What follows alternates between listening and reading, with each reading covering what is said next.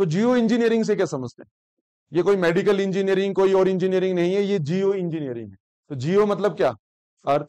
तो सोचो क्या हो सकता है इससे, क्यों आज ये नीड ऑफ द आर क्यों है?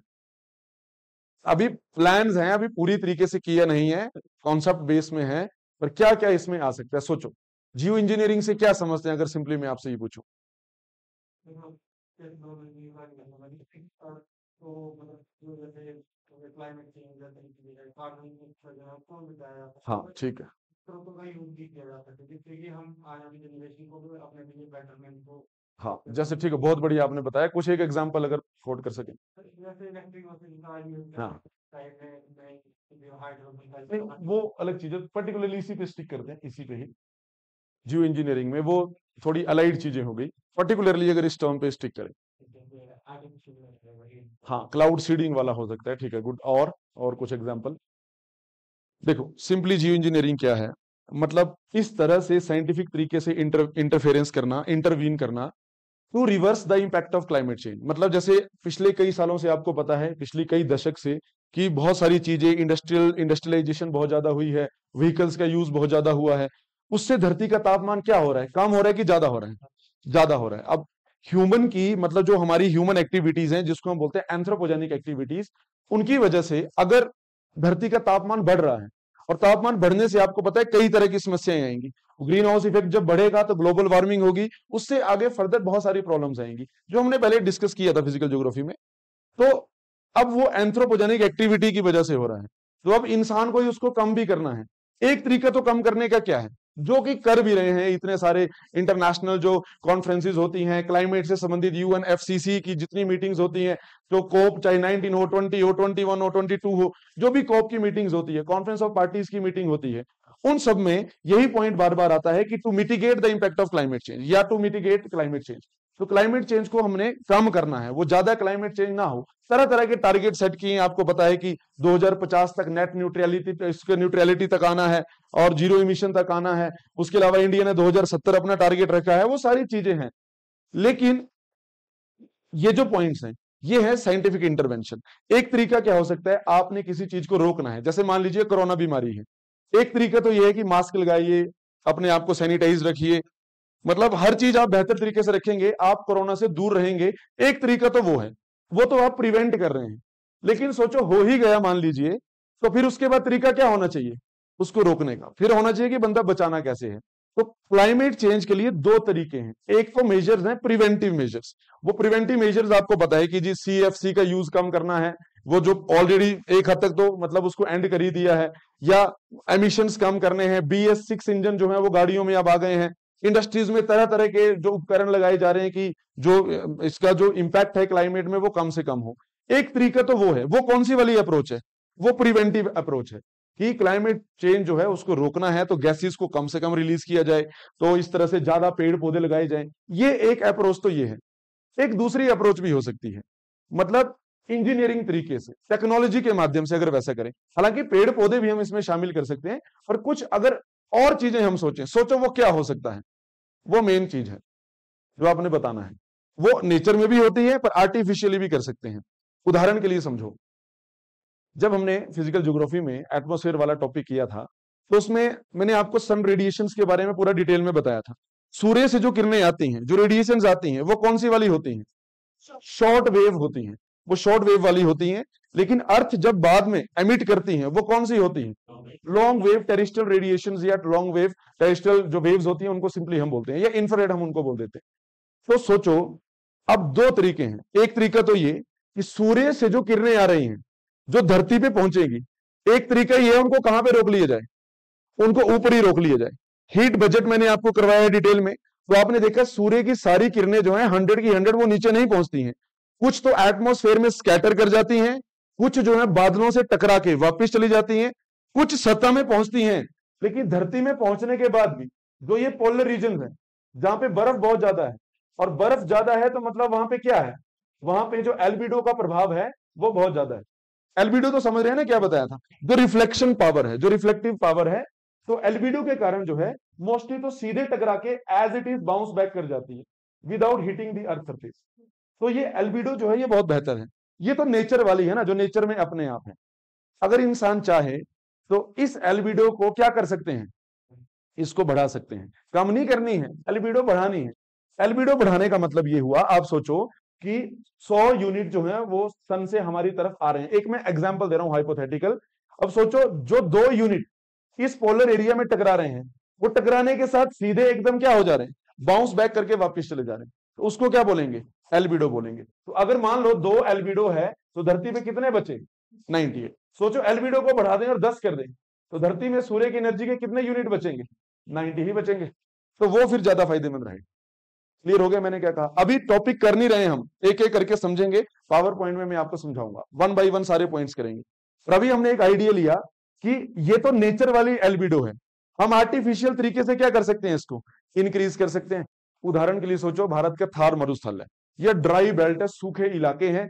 जितनी लैंड बैरन होगी, जितनी लैंड एक्सपोज्ड होगी, उस एक्सपोज्ड लैंड में जब सूर्य की किरणें पड़ेंगी तो क्या होगा, मैं लैंड की बात कर रहा हूं, बर्फ की बात नहीं कर रहा हूं, तो उस केस में क्या होगा, डेफिनेटली एब्जॉर्ब होगी। अब जितनी रेडिएशन एब्जॉर्ब होगी, धरती पहले गर्म होगी, एक बार धरती गर्म हो गई तो हॉट बॉडी की तरह काम करती है।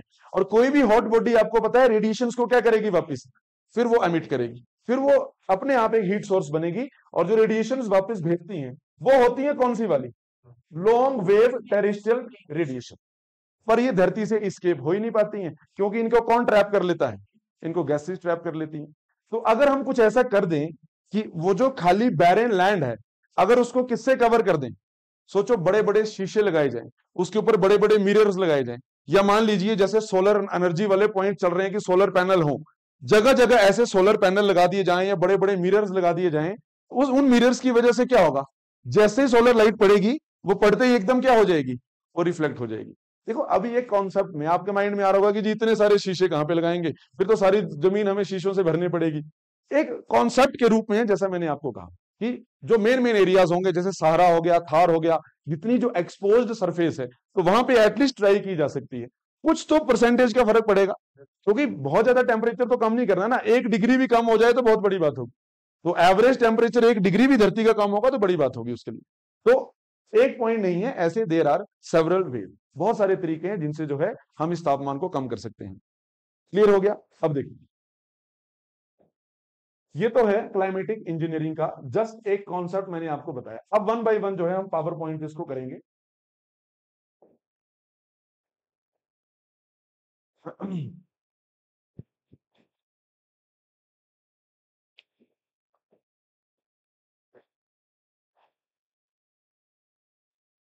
जियो इंजीनियरिंग भी कह देते हैं और साथ में क्लाइमेटिक इंजीनियरिंग भी कह देते हैं, पर ज्यादा जो एक्यूरेट वर्ड है वो क्या है, दैट इज जियो इंजीनियरिंग। देखो अगर डेफिनेशन में जाएं, deliberate large scale intervention in the earth climate system to combat climate change, जो मैंने आपको बताया। क्योंकि मेन जो जियो इंजीनियरिंग का कॉन्सेप्ट है वो किसको रोकना है, वो क्लाइमेट चेंज को रोकना है। और जब मैं क्लाइमेट चेंज बोल रहा हूं, यानी कि क्या क्या हो रहा है क्लाइमेट चेंज के रूप में, धरती का तापमान बढ़ रहा है कि कम हो रहा है, तापमान बढ़ रहा है।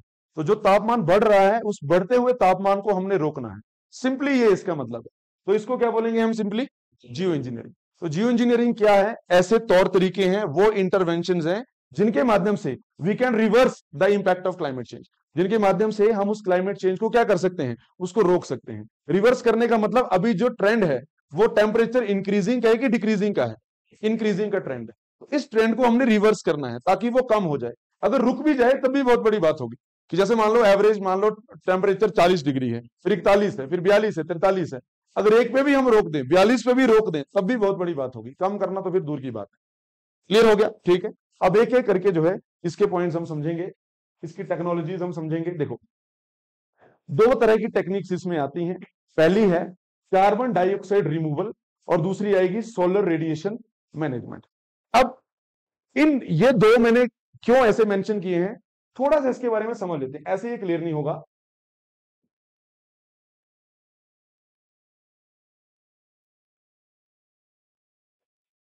देखो एक सिंपल सा कॉन्सेप्ट लेते हैं, मतलब मैं अगर दोनों की कंपैरेटिव स्टडी बताऊं तो हमने देखो 2 पॉइंट्स क्या समझे सिंपली। एक तो हमने देखा कि ग्रीन हाउस गैसेस रिडक्शन, 2 तरीके हैं।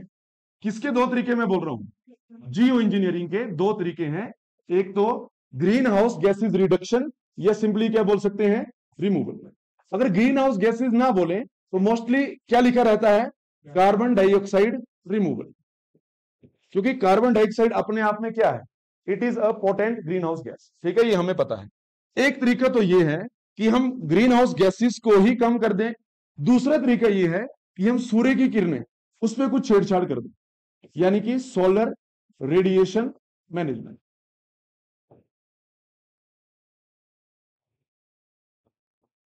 सोलर रेडिएशन मैनेजमेंट, देखो इन दोनों तरीकों को समझते हैं। पहली बात तो ये कि जैसे ये अर्थ है और ये हीट सोर्स है, यानी कि सन है, ये हीट सोर्स हो गया। तो सूर्य से जो किरणें हमारे पास आती हैं, जो रेडिएशंस हमारे पास आती हैं, अलग अलग वेवलेंथ, अलग अलग स्पेक्ट्रम में रहती हैं। इन जनरल हम बोल देते हैं मिला के कि जो आती है वो कैसी रहती हैं, शॉर्ट वेव्स। शॉर्ट वेवलेंथ जो है वो रेडिएशंस हमारे तक आती है। अब ये शॉर्ट वेव्स हैं, वेव्स शॉर्ट है तो फ्रीक्वेंसी क्या होगी, डेफिनेटली हाइयर होगी। इतनी स्ट्रॉन्ग है कि लगभग लगभग वो आ जाती है, हालांकि सारी नहीं आती है।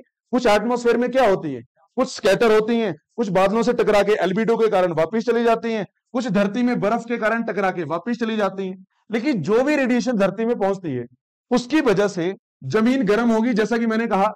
और एक बार अगर जमीन गर्म होगी तो गर्म बॉडी वापस क्या करेगी, हीट एमिट करेगी। तो फिर पूरा एटमॉस्फेयर जो है वो हमारा अच्छे से गर्म हो जाएगा। और एटमॉस्फेयर गर्म होना, उसी को हम बोल देंगे कि क्या हो रहा है, ग्लोबल वार्मिंग हो रही है। देखो एग्जैक्टली कैसे होता है। सूर्य की किरणें जो हैं, अब इसके साथ अगर हम रिलेट करें, देखो जियो इंजीनियरिंग, एक तरीका तो ये हो सकता है कि ये जो सूर्य की किरणें आ रही हैं इनको कहां पे ही रोक दें, इनको जमीन में पड़ने से पहले ही रोक दिया जाए। उस तरीके को हम क्या बोलेंगे, ये क्या है, सोलर रेडिएशन मैनेजमेंट। मतलब सूर्य की किरणें अगर धरती तक पहुंच गई एक बार, तब तो जाहिर सी बात है कि अर्थ क्या करेगी, उसको एब्जॉर्ब करेगी, एक गर्म बॉडी की तरह बिहेव करेगी, और फिर बाद में एक गर्म बॉडी क्या करेगी, उन रेडिएशन को एमिट करेगी। तब तो अर्थ गर्म होगी। लेकिन एक तरीका तो ये है कि इन रेडिएशंस को हमने इंटरवीन कर देना है, इंटरफेयर कर देना है इनमें, और इनको ऊपर ही रोक लेना है। वो समझेंगे कैसे ऊपर रोकेंगे, वो एक अलग तरीका है। क्या क्या तरीके होंगे उसको बाद में देखेंगे। तो इस वाले कॉन्सेप्ट को हम सिंपली क्या बोल देंगे, it is solar radiation management. ठीक है, that is solar radiation management. दूसरा आता है, देखो ग्रीन हाउस गैस रिमूवल। ये कॉन्सेप्ट क्यों जुड़ी है, ऐसे ही आप समझो। सूर्य की किरणें आई, जो कि मैंने आपको कहा, थोड़ी बहुत ब्लॉक हुई, जो नेचुरल तरीके से होती है। कैसे होती है नेचुरल तरीके से, ऊपर एटमॉस्फेयर में बहुत सारी इंप्योरिटीज है, एरोसोल्स हैं, डस्ट पार्टिकल्स हैं, उनमें जब वो टकराती है तो नीचे आने के बजाय एटमॉस्फेयर में इधर उधर बिखर जाती है। इस इंपैक्ट को हम क्या बोलते हैं, it is scattering of light. तो स्कैटर हो जाती है तो आधी तो वहीं पे खत्म हो गई। कुछ अगर ऐसे कोई क्लाउड है बहुत डेंस है तो उनमें टकरा के कुछ बाउंस बैक कर जाएंगी। बाउंस बैक कर जाना जिसको क्या बोल देंगे, एल्बिडो बोल देंगे। तो कुछ तो ऊपर ही खत्म हो जाती है, लेकिन जो सरफेस पे एक बार पहुंच गई तो देखो हमारी अर्थ कैसे गर्म होती है। सूर्य की किरणें सरफेस पे पहुंची, जो मैंने 2-3 बार आपको बता दिया, सरफेस ने उसको एब्जॉर्ब किया। एक बार अर्थ सरफेस गर्म हो गई तो गर्म होने के बाद अर्थ भी रेडिएशन एमिट करेगी। लेकिन अंतर क्या है, जो सूर्य से किरणें आ रही थी ये कौन सी किरणें हैं, शॉर्ट वेव रेज है, ये शॉर्ट वेव रेडिएशन है। पर अर्थ जब बाद में एब्जॉर्ब करने के बाद इसको बाउंस बैक करेगी, रेमिट करेगी, तो वो कौन सी वाली होंगी, वो होंगी long wave. Long wave terrestrial radiation या लॉन्ग वेव आउटगोइंग रेडिएशन। तो जब सूर्य की किरणें आ रही थी तब वो कैसी थी, शॉर्ट वेव, यानी कि हाई फ्रीक्वेंसी, बहुत तीव्र थी, बहुत स्ट्रांग थी, वो ज्यादातर धरती पे पहुंच गई। लेकिन जब धरती से टकरा के बाहर जा रही है तो लॉन्ग वेव है, मतलब फ्रीक्वेंसी कैसी, शॉर्ट फ्रीक्वेंसी। और शॉर्ट फ्रीक्वेंसी है, आसानी से बाहर नहीं जा पाएगी। कुछ चीजें हैं जो इन बाहर जाती हुई रेडिएशंस को यहां पे ट्रैप कर लेते हैं। और वो कुछ चीजें क्या हो सकती हैं, मेनली उसमें सबसे इंपॉर्टेंट तो क्या आता है, गैसेस। डस्ट पार्टिकल्स भी हो सकते हैं, क्लाउड भी हो सकते हैं, वेपर भी हो सकते हैं, बट सबसे ज्यादा जो इंपॉर्टेंट है वो क्या है इसमें, गैसेस। उन गैसेस में कुछ जैसे carbon dioxide, methane, sulphur dioxide या नाइट्रस ऑक्साइड, ये तो बहुत ज्यादा इंपॉर्टेंट है। सीएफसी, सीएफसी 2 तरीके से काम करता है। सीएफसी ओजोन को भी डिस्ट्रक्ट करता है, प्लस ग्रीन हाउस गैस की तरह भी काम करता है। तो सीएफसी दोनों की तरह रोल प्ले करेगा। तो सोचो, अब सूर्य, एक तरीका तो ये था मैंने आपको बताया जियो इंजीनियरिंग में, कि सूर्य की जो किरणें धरती में पहुंच रही हैं उनको कहां पे रोक लिया जाए, उनको ऊपर ही रोक के वापस भेज दिया जाए। एक तरीका तो वो है, वो आएगा इस वाले पार्ट में, जिसको हम क्या बोलेंगे, सोलर रेडिएशन मैनेजमेंट। दूसरा तरीका, मान लीजिए कि जो धरती तक पहुंची गई, वो जब धरती गर्म होगी, अर्थ गर्म होगी, अर्थ क्या इमिट करेगी? Long wave terrestrial radiation. और इन लॉन्ग वेव टेरेस्ट्रियल रेडिएशन को कौन ट्रैप कर लेता है? गैसेस ट्रैप कर लेती हैं। तो सोचो, जब वो गैसेस उनको ट्रैप करेंगी, उसी प्रभाव को, उस इफेक्ट को हम बोलते हैं क्या? Green house effect. तो अब आप आइडिया लगाओ, जितनी ये गैसेस होंगी, सारी गैसेस की बात नहीं कर रहा हूं मैं किन गैसेस की बात कर रहा हूं? Green house gases. जितनी ये वाली गैसेस होंगी, carbon dioxide, methane, sulphur, nitrous, CFC वगैरह जो भी है, जितनी ज्यादा ये गैसेस होंगी, उतना ज्यादा कौन सा इफेक्ट होगा धरती पे? ग्रीन हाउस गैस इफेक्ट होगा। ग्रीन हाउस गैस इफेक्ट का सिंपली मतलब क्या है कि बाहर जाती हुई टेरेस्ट्रियल रेडिएशन उनको क्या कर लेना? उनको ट्रैप कर लेना। सिंपली इस कॉन्सेप्ट को क्या बोलते हैं? Green house gas effect. जैसे अगर एक गाड़ी बंद है, जिसके शीशे बंद हैं, उसके अंदर लाइट तो आ जाती है, लेकिन गाड़ी की सरफेस में टकरा के जब वो बाहर जाती है, तो गाड़ी के शीशे उसको ट्रैप कर लेते हैं। और बंद गाड़ी अगर धूप में खड़ी है तो बहुत गर्म हो जाती है। इसी इफेक्ट को भी हम क्या बोलते हैं?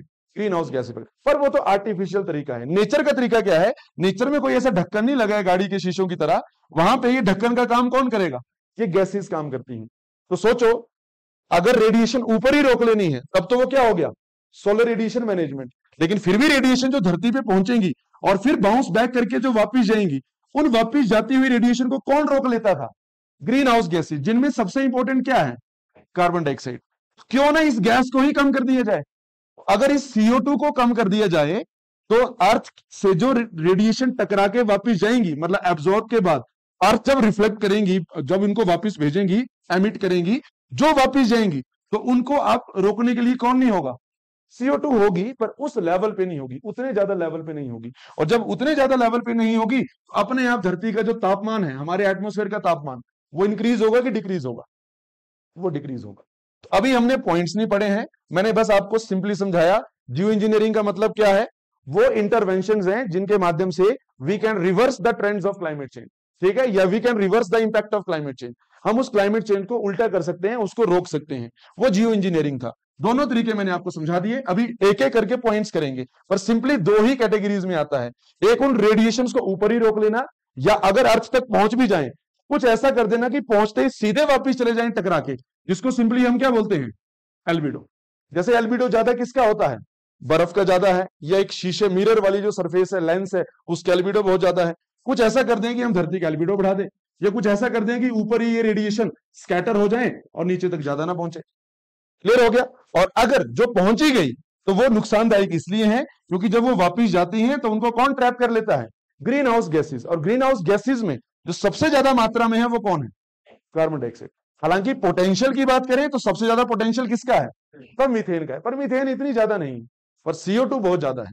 गैसेस में हमने देखा है सबसे ज्यादा नाइट्रोजन एटमॉस्फेयर में, दूसरे नंबर पे ऑक्सीजन, तीसरे नंबर पे आर्गन, और चौथे में कौन है?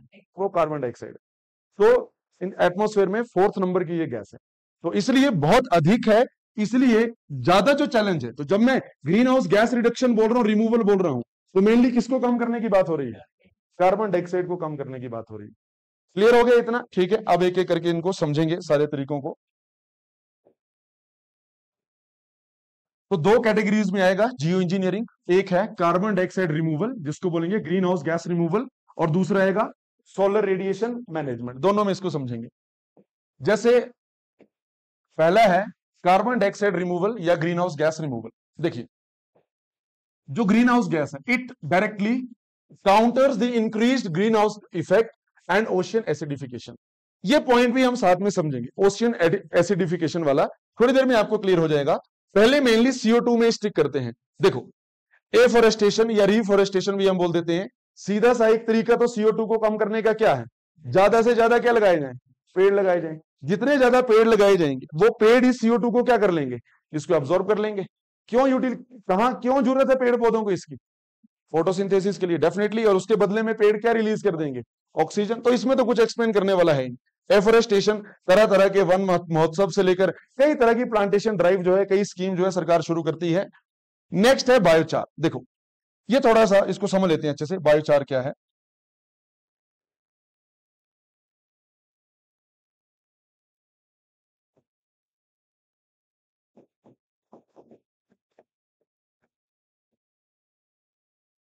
देखो मैं एक एग्जांपल आपके सामने दे रहा हूं। मान लीजिए मेरे पास कुछ बायो वेस्ट है।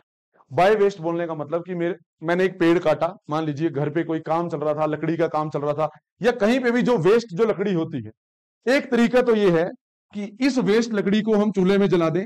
ठीक है, चूल्हे में जला दें, या आपके घर के आसपास कुछ ऐसा कचरा पड़ा है, जैसे सूखी लकड़ियां हैं या कुछ भी इस तरह का वेस्ट है, या मान लो जैसे गन्ना है, तो गन्ने का वो जो जूस होगा वो तो निकाल लिया गया, लेकिन जो खाली जो स्ट्रॉ बचेगा, पीछे का जो बचेगा मटेरियल जो होगा, उसका लास्ट में क्या करेंगे? तो मान लो बंदा उसको क्या कर देगा, अगर अगर उसको जला देगा, तो जो भी ऐसे चाहे लिविंग ऑर्गेनिजम्स के या लिविंग जो प्लांट्स हैं उनका जो वेस्ट होगा बाद में, उसको टेक्निकली हम क्या बोलते हैं? It is called biomass. यानी कि सूखी लकड़ियां हो गई, पुरानी लकड़ियां हो गई, ये सब, इन सबको किस कैटेगरी में रखेंगे? बायोमास। कोयले को नहीं रखेंगे। देखो कोल भी प्रोसेस तो बनने की वही है कि एक पेड़ है, मान लो वो 1000 मीटर आपने दबा दिया नीचे, और कई लाखों सालों के बाद ऊपर से टेम्परेचर प्रेशर के कारण वो पेड़ वो फॉसिल में चेंज हो जाएगा, और उससे हम कोल एक्सट्रैक्ट कर सकते हैं। कोल नहीं आएगा इसमें, क्योंकि वो तो किस में आ जाएगा? कोल है या बाकी जो फॉसिल फ्यूल है वो मेनली किस में आ जाते हैं? वो आएंगे मतलब सिंपली फॉसिल फ्यूल, उसको हम काउंट नहीं करेंगे। मैं अभी बात कर रहा हूं किसकी? बायोमास की बात कर रहा हूं। अब देखो बायोमास में मैंने एक एग्जांपल दिया कि मान लो ऐसा बहुत सारा वेस्ट है, लकड़ियां हैं या कुछ भी एग्रीकल्चर का रेजिड्यू है, फसल को जो है हार्वेस्ट करने के बाद जो वेस्ट बचा है, जिसको नॉर्मली हम आग लगा देते हैं यूजुअली, जो कि अब बैन भी किया गया है कई इलाकों में कि उसको जलाना नहीं है। तो वो जितना भी वेस्ट प्रोडक्ट है उस सबको मिला के हम क्या बोल रहे हैं? बायोमास। एक तरीका तो ये है कि इस बायोमास को हमने इकट्ठा किया और उसको आग लगा दी खेतों में, जो ट्रेडिशनल तरीका है, गांव का जो ट्रेडिशनल तरीका है, जो भी लास्ट में मटेरियल बचा उसको आग लगा दी, और आग लगाने के बाद जो राख मिली उस राख को ऐसे खेतों में फेंक दिया, और बोला कि ये राख जो है फिर खेतों के लिए फायदेमंद है। क्या ये तरीका क्लाइमेट चेंज के इंपैक्ट को रोक पाएगा? क्या ये रोक पाएगा? ये वाला तो नहीं रोक पाएगा। क्यों? क्योंकि जब हमने ये लकड़ियां जलाई, तो हमने लकड़ियां जलाई किसकी प्रेजेंस में? ऑक्सीजन की प्रेजेंस। और ऑक्सीजन की प्रेजेंस में जब लकड़ियां जली, तो उस कंबशन में ऑक्सीजन यूज हुई, और बदले में क्या रिलीज हुई? कार्बन डाइऑक्साइड, कार्बन मोनोऑक्साइड, ये रिलीज हुई बदले में। तो फिर से हमने किसको बढ़ावा दे दिया? किस गैस को? ग्रीन हाउस गैस को बढ़ावा दे दिया। लेकिन हम तो पढ़ रहे हैं जियो इंजीनियरिंग, उसमें ग्रीन हाउस गैस को क्या करना है? कम करना है, बढ़ाना नहीं है। तो देखो फिर तरीका क्या है? एक तरीका होता है पायरोलिसिस। पायरोलिसिस मतलब देखो, ऑक्सीजन की एब्सेंस में तो कोई चीज जलेगी नहीं, अगर ऑक्सीजन नहीं है तो कंबशन नहीं होगा। ऑक्सीजन तो चाहिए, पर पायरोलिसिस वो टेक्निक है, जो उपकरण है उनके माध्यम से किया जाता है, जिस टेक्निक में कंबशन तो होगा, बायोमास जलाया जाएगा, पर ऑक्सीजन की मात्रा बहुत ज्यादा क्या होगी? बहुत ज्यादा कम होगी। तो जब कम ऑक्सीजन यूज करेंगे उसको हीट करने में, उसको जलाने में, तो ये लकड़ियां हमारी, मान लो बहुत बड़ा ढेर है, इस बिल्डिंग के बराबर इतना बड़ा लकड़ियों का ढेर है, और उस उपकरण में, उस मशीन के माध्यम से अगर इसको जलाया गया, तो अल्टीमेटली वो जल तो जाएंगी, और जलने के बाद इतना सा प्रोडक्ट बचेगा लास्ट में। मतलब जलाया आपने बहुत ज्यादा प्रोडक्ट, और लास्ट में रह गया इतना सा प्रोडक्ट। तो जो लास्ट में प्रोडक्ट रह गया, जो रेजिड्यू आपके पास बचा, उस रेजिड्यू को हम क्या बोलते हैं? बायोचार। मतलब produce due to charring of biomass.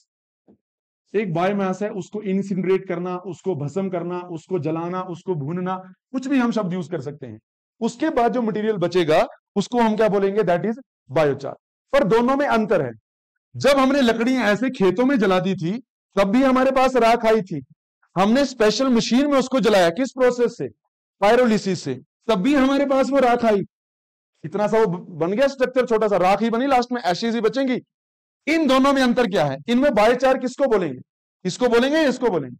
ये वाला बायोचार है, क्योंकि ये ज्यादा ऑक्सीजन में जला है कि कम ऑक्सीजन में? कम ऑक्सीजन में जला है।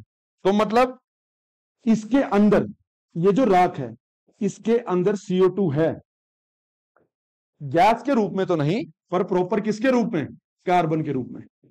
क्योंकि इस वाली प्रोसेस में वो CO2 वो ज्यादा, उसने किसको कंज्यूम कर लिया था? उस जलती बार O2 को कंज्यूम किया था, और किसको रिलीज किया था? CO2 को। यहां कम ऑक्सीजन में कंबशन हुआ, तो ज्यादा CO जो कार्बन है वो रिलीज नहीं हो पाया। एक तरीके से इसके अंदर वो ट्रैप्ड है, लेकिन ट्रैप्ड तो है, पर किस फॉर्म में है? बहुत स्टेबल फॉर्म में है। स्टेबल फॉर्म का मतलब है वो जो लास्ट में राख हमारे पास मिली उसमें कार्बन की मात्रा तो है पर वो स्टेबल कार्बन है। स्टेबल कार्बन का मतलब कि इसके अंदर का जो कार्बन है ये इतनी आसानी से कहां पे रिलीज नहीं होगा, एटमॉस्फेयर में रिलीज नहीं होगा। तो हमारा ऑब्जेक्टिव तो पूरा हो गया ना। हमारा ऑब्जेक्टिव तो क्या था, एटमॉस्फेयर से किसको कम करना, कार्बन को कम करना। तो हमने कम ऑक्सीजन में इसको जलाया जिसकी वजह से बहुत ज्यादा CO2 रिलीज नहीं हुई और हमारे पास जो मटेरियल बचा उसमें कार्बन तो है पर किस फॉर्म में है, स्टेबल फॉर्म में है। वो इतना आसानी से एटमॉस्फेयर में रिलीज नहीं होगा। और ये जो बायोचार आया इसका काम फिर से हम वही कर सकते हैं जो हम इस राख का काम करते थे। इसको कहां पे हम छिड़काव कर देते थे, एग्रीकल्चरल फील्ड्स में जो खेत है वहां पे इसका छिड़काव कर देते थे। सेम छिड़काव जो है वो इसको भी कर दिया जाएगा। माना जाता है कि वो ये जो रेजिड्यू है, ये जो मटेरियल है बायोचार, ये एग्रीकल्चर के लिए हेल्दी है। ये कुछ बैक्टीरियल एक्टिविटी है उसको भी बूस्ट करता है, बायो फर्टिलाइजेशन में भी हेल्प करता है। वो बात की चीजें हैं, वो एग्रीकल्चरल पॉइंट ऑफ व्यू है, मैं उस पर नहीं जाऊंगा। काम की बात यही थी कि हमने इसके माध्यम से, बायोचार के माध्यम से किसके इंपैक्ट को कम कर लिया, CO2 को। जो CO2 नॉर्मली हम जला देते तो एटमॉस्फेयर में उसके दुष्परिणाम होते। अब वो CO2 ज्यादा रिलीज नहीं हुई क्योंकि ये जलाया गया है किसके, मतलब बहुत कम प्रेजेंस में, ऑक्सीजन की कम प्रेजेंस में, बहुत कम ऑक्सीजन कंडीशन में इसको जलाया गया है। स्पेशल उपकरण होते हैं वहां ये होता है और इस प्रोसेस को हम क्या बोल देते हैं, पायरोलिसिस बोलते हैं। तो अब हमारे पास जो बायोचार आया वो भी एक रिजर्वायर है कार्बन का, पर किस फॉर्म में है, उसमें स्टेबल फॉर्म में है। इतनी इजिली वो स्केप नहीं होगी एटमॉस्फेयर में। तो ये बहुत इंपॉर्टेंट है। एक पॉइंट हमने पढ़ लिया, 2 पॉइंट हो गए। पहला कौन सा बताया, एफोरेस्टेशन, बचपन से ही पढ़ते आ रहे हैं, उसमें कुछ ज्यादा था नहीं। और दूसरा कौन सा हो गया, ये बायोचार। अब आते हैं नेक्स्ट, ये क्लियर हो गया, चैरिंग यानी कि उसको भूनना, charring biomass and burying it so that its carbon is locked up in the soil. एक तरीका तो यह है ना कि गड्ढा करके नीचे फेंक दे। दूसरा तरीका क्या है, कहां पे उसका छिड़काव कर सकते हैं, खेतों में भी कर सकते हैं, क्योंकि वो स्टेबल फॉर्म में है, इतनी जल्दी रिलीज होने वाला नहीं है। ये तो बेस्ट है कि उसको सीधा क्या कर दो, नीचे बरी कर दो, जिसको कार्बन सिंक भी हम बोल देते हैं, कार्बन सिक्वेस्ट्रेशन बोल देते हैं। उसकी अलग से टेक्निक्स होती हैं। तो क्लियर हो गए दोनों पॉइंट, वन इज एफोरेस्टेशन और दूसरा बायोचार। अब आते हैं थर्ड, देखो bio energy with carbon capture and sequestration. अभी कार्बन सिक्वेस्ट्रेशन वाला पॉइंट इतना क्लियर नहीं होगा, वो अलग से टॉपिक में मैं आपको समझाऊंगा। पर कार्बन सिक्वेस्ट्रेशन क्या होता है, कार्बन को पकड़ना और किसी ऐसी जगह स्टोर कर देना जहां से जल्दी निकल ना पाए। उसको सिंपल लैंग्वेज में हम क्या बोल देते हैं, that is called carbon sequestration. अभी इसको थोड़ा समझ लेते हैं। देखो, growing biomass, burning it to create energy and capturing and sequestering the carbon dioxide created in the process. देखो उदाहरण समझो, एक तरीका तो ये था बायोचार वाले में जिसमें लकड़ी को सीधा जला दिया, लकड़ी है या वेजिटेबल रेजिड्यू है, कुछ भी है, उसको हमने जलाया किस प्रोसेस से, पायरोलिसिस से। हमने उस हीट का ज्यादा कहीं भी उपयोग नहीं किया, बस उसको जला के हमने बहुत कम कर दिया और उसको बाद में जमीन में दबा दिया या खेतों पे छिड़काव कर दिया। वो तो बायोचारिंग था। इस केस में क्या है, जैसे मान लो एक पेड़ उगाया गया, ऐसे उदाहरण समझते हैं कि जैसे एक पेड़ है या कोई खास तरह की लकड़ी है जो जलाने के काम आती है, ठीक ठाक। बाद में इसकी जो लकड़ी आई, अब देखो जब हम बायोमास को जलाते हैं तो हीट एनर्जी के रूप में भी तो हेल्प करता है। ये हीट एनर्जी के रूप में हेल्प करता है, इतना तो क्लियर है। जैसे स्टीम इंजन वगैरह कैसे काम करते हैं, जैसे एक कंटेनर है, मान लो इसके नीचे हमने आग जलाई। नॉर्मली जो कोयले से किया जाता है, जो सदियों से हो रहा है थर्मल प्लांट्स में, कोयले से जब जलेगा तो ऊपर पानी जब गर्म होगा तो क्या जनरेट होगी, स्टीम जनरेट होगी। ये स्टीम इन चैनल्स में बाद में जब दौड़ाई जाएगी, स्टीम जब इन चैनल से जाएगी तो ये बहुत ज्यादा क्या एक्वायर कर लेती है, प्रेशर, और आगे इस पे टरबाइन लगी होगी। फिर ये टरबाइन घूमेगी, पूरी मोटर घूमेगी और उससे क्या जनरेट कर देते हैं, इलेक्ट्रिसिटी। इतना तो क्लियर है ना। थर्मल प्लांट का जो बेसिक कॉन्सेप्ट है वो तो कोयले वाला है। पर अगर उस कोयले की जगह हम किसको यूज कर लें, बायोमास को यूज कर लें, कि सिंपल लकड़ी की तरह, सिंपल जो लकड़ी है, जो ऐसा रेजिड्यू है, उसको जलाया जा रहा है। लेकिन उस केस में जब हम इस इंडस्ट्री में, इस प्लांट में जब इस लकड़ी को जलाएंगे तो लकड़ी को जब जलाएंगे तो अल्टीमेटली ऊपर एक चिमनी लगी होगी और उस चिमनी में क्या होगा, मान लो ये चिमनी लगी है, नीचे हम ये लकड़ी वगैरह जला रहे हैं, सारी स्टीम जनरेट कर रहे हैं, उस स्टीम से बाद में क्या बना रहे हैं, इलेक्ट्रिसिटी, स्टीम इंजन वाला जो कॉन्सेप्ट है। पर इस लकड़ी के जलने से अल्टीमेटली क्या रिलीज होगा, धुआं रिलीज होगा, और इसमें भी बहुत ज्यादा मात्रा में क्या होगी, CO2। अगर इसको सीधा एटमॉस्फेयर में रिलीज कर देंगे तब तो ये घातक है। लेकिन तरीका ये है, अब कई ऐसे उपकरण है कि इस CO2 को सीधा हमने यहां से पकड़ा, एमिशन पॉइंट से इसको पकड़ लिया और धरती के नीचे जो है इसको गाड़ दिया, धरती के नीचे या डीप ओशियन बेड में कहीं पे भी हमने इसको गाड़ दिया नीचे जाके, और इस तरह से कार्बन जो है वो नीचे जाके ट्रैप हो जाती है, और इसी को सिंपली हम क्या बोलते हैं, कार्बन सिक्वेस्ट्रेशन। अपने आप में बड़ा टॉपिक है कार्बन सिक्वेस्ट्रेशन, किसी और दिन हम ये करेंगे, अभी जस्ट एक आइडिया सा ले लो। तो बायोचार के केस में हमें वो फायदा नहीं हुआ था, हमने सीधा उसको क्या कर दिया था, एकदम बायोचार में चेंज कर दिया था, उसको बरी कर दिया था स्टेबल कार्बन फॉर्म में। यहां पे हमने बायोमास का उपयोग तो कर लिया इस तरह से हीट एनर्जी में, स्टीम इंजन में, लेकिन जो CO2 है उसको सीधा करके हमने कैप्चर करके क्या कर दिया, सिक्वेस्टर कर दिया। वो सिक्वेस्टर जमीन के नीचे भी हो सकता है, वो ओशियन के नीचे भी हो सकता है, किसी भी जगह उसको कर सकते हैं, उसके कई तरीके हैं कार्बन सिक्वेस्ट्रेशन के। आइडिया लगा हमने क्या पढ़ा, ठीक है। तो ये हो गए 2-3 पॉइंट मेनली। तो एक एफोरेस्टेशन, दूसरा बायोचैरिंग, और तीसरा bio energy with carbon capture, उसको कैप्चर करना है, एंड सिक्वेस्ट्रेशन, उसके बाद उसको सिक्वेस्टर कर देंगे। तो प्रॉपर हम हीट एनर्जी के रूप में भी उसको यूज कर सकते हैं, बाद में सिक्वेस्टर भी कर देंगे। नेक्स्ट है एम्बिएंट एयर कैप्चर। अभी ये भी कॉन्सेप्ट में ही है, मतलब ऐसी मशीन्स होंगी, देखो एक तरीका तो यह ना कि फैक्ट्री से धुआं निकल रहा है, उसको चिमनी से ही पकड़ के क्या कर लो, कहीं पे सिक्वेस्टर कर लो, उसको फिल्टर करो, कार्बन उससे एक्सट्रैक्ट करके उसको सिक्वेस्टर कर दो। एक तरीका तो ये है, लेकिन जो ऑलरेडी एटमॉस्फेयर में कार्बन डाइऑक्साइड पहुंच चुकी है पिछले 100 सालों की एक्टिविटी में, 100-150 सालों की एक्टिविटी में, जब से ये इंडस्ट्रियलाइजेशन हुई है, तो वो जो कार्बन ऑलरेडी एटमॉस्फेयर में एक्स्ट्रा आ चुकी है, इसको कैसे कैप्चर करेंगे। देखो जो अभी निकल रही है उसको तो कर लेंगे सीधा, चिमनी से ही उसको पकड़ लिया, और जो इतने सालों से आ गई है उसको फिर कैप्चर करने का तरीका, उसको बोलते हैं एम्बिएंट एयर कैप्चर। मतलब बड़ी बड़ी ऐसी मशीन्स होंगी, वो काम करेंगी, एयर सक करेंगी, और उस एयर में से किसको एक्सट्रैक्ट कर लेंगी, CO2 को एक्सट्रैक्ट कर लेंगे, बाकी को रिलीज कर देंगे। और जो CO2 अलग किया जाएगा वो बाद में कहां सिक्वेस्टर हो जाएगा, ये जमीन के नीचे या पानी के नीचे। तो इस कैप्चर को क्या बोलते हैं हम, एम्बिएंट एयर कैप्चर। क्लियर हो गया। तो उस इस वाले में और इस वाले में अंतर है, ये तो उस प्रॉपर बायोमास प्लांट होगा वहां से कैप्चर करेंगे, यहां पे वो कैप्चर सिंपली कहां से करेंगे, जो हमारा एटमॉस्फेयर है। प्रॉपर मशीन्स होंगी, इस तरह वो काम करेंगी, एयर को पकड़ेंगी, फिल्टर करेंगी, CO2 को सेग्रीगेट करेंगी, और बाद में इट विल बी सिक्वेस्टर, इसको सिक्वेस्टर कर दिया जाएगा। तो ये हो गए इसके 3-4 पॉइंट्स। अब आता है ओशियन फर्टिलाइजेशन। देखो दुनिया में सबसे अधिक जो ऑक्सीजन है ना, पहले भी हमने डिस्कस किया, ये कहां से आती है, ओशियन से आती है। सबसे पहले नंबर पे ओशियन से आती है। दुनिया में जितनी ऑक्सीजन है 50% आती है ओशियन से, 20% आती है अमेजोन रेन फॉरेस्ट से, जिनको लंग्स ऑफ द वर्ल्ड बोलते हैं। बाकी जो जगह बची वहां से कितनी आएगी, 30% आएगी। अब देखो ओशियन में कहां से आती है, ओशियन में आपको पता है बहुत सारे छोटे छोटे माइक्रो प्लांट्स होते हैं, जिनको हम सिंपली क्या कह देते हैं, फाइटोप्लैंक्टन्स। मेनली प्रोड्यूसर्स हैं ये, प्रोड्यूसर्स ऑफ द ओशियन। जैसे धरती के प्रोड्यूसर्स कौन है, ग्रीन प्लांट्स। ग्रीन प्लांट में क्लोरोफिल होगी, फोटोसिंथेसिस करेंगी, सूर्य की आने वाली जो एनर्जी है उसको वो आगे चेंज करेंगे, फूड में स्टार्च में चेंज करेंगे, सेलुलोज में चेंज करेंगे, वो फूड चेन में फिर आगे बढ़ेगा। प्रोड्यूसर्स को कंज्यूमर मतलब प्राइमरी जो हमारे हर्बीवोर होंगे, उसके बाद कार्निवोर होंगे, फिर ओमनीवोर होंगे, इस तरह एनर्जी ट्रांसफर होती है।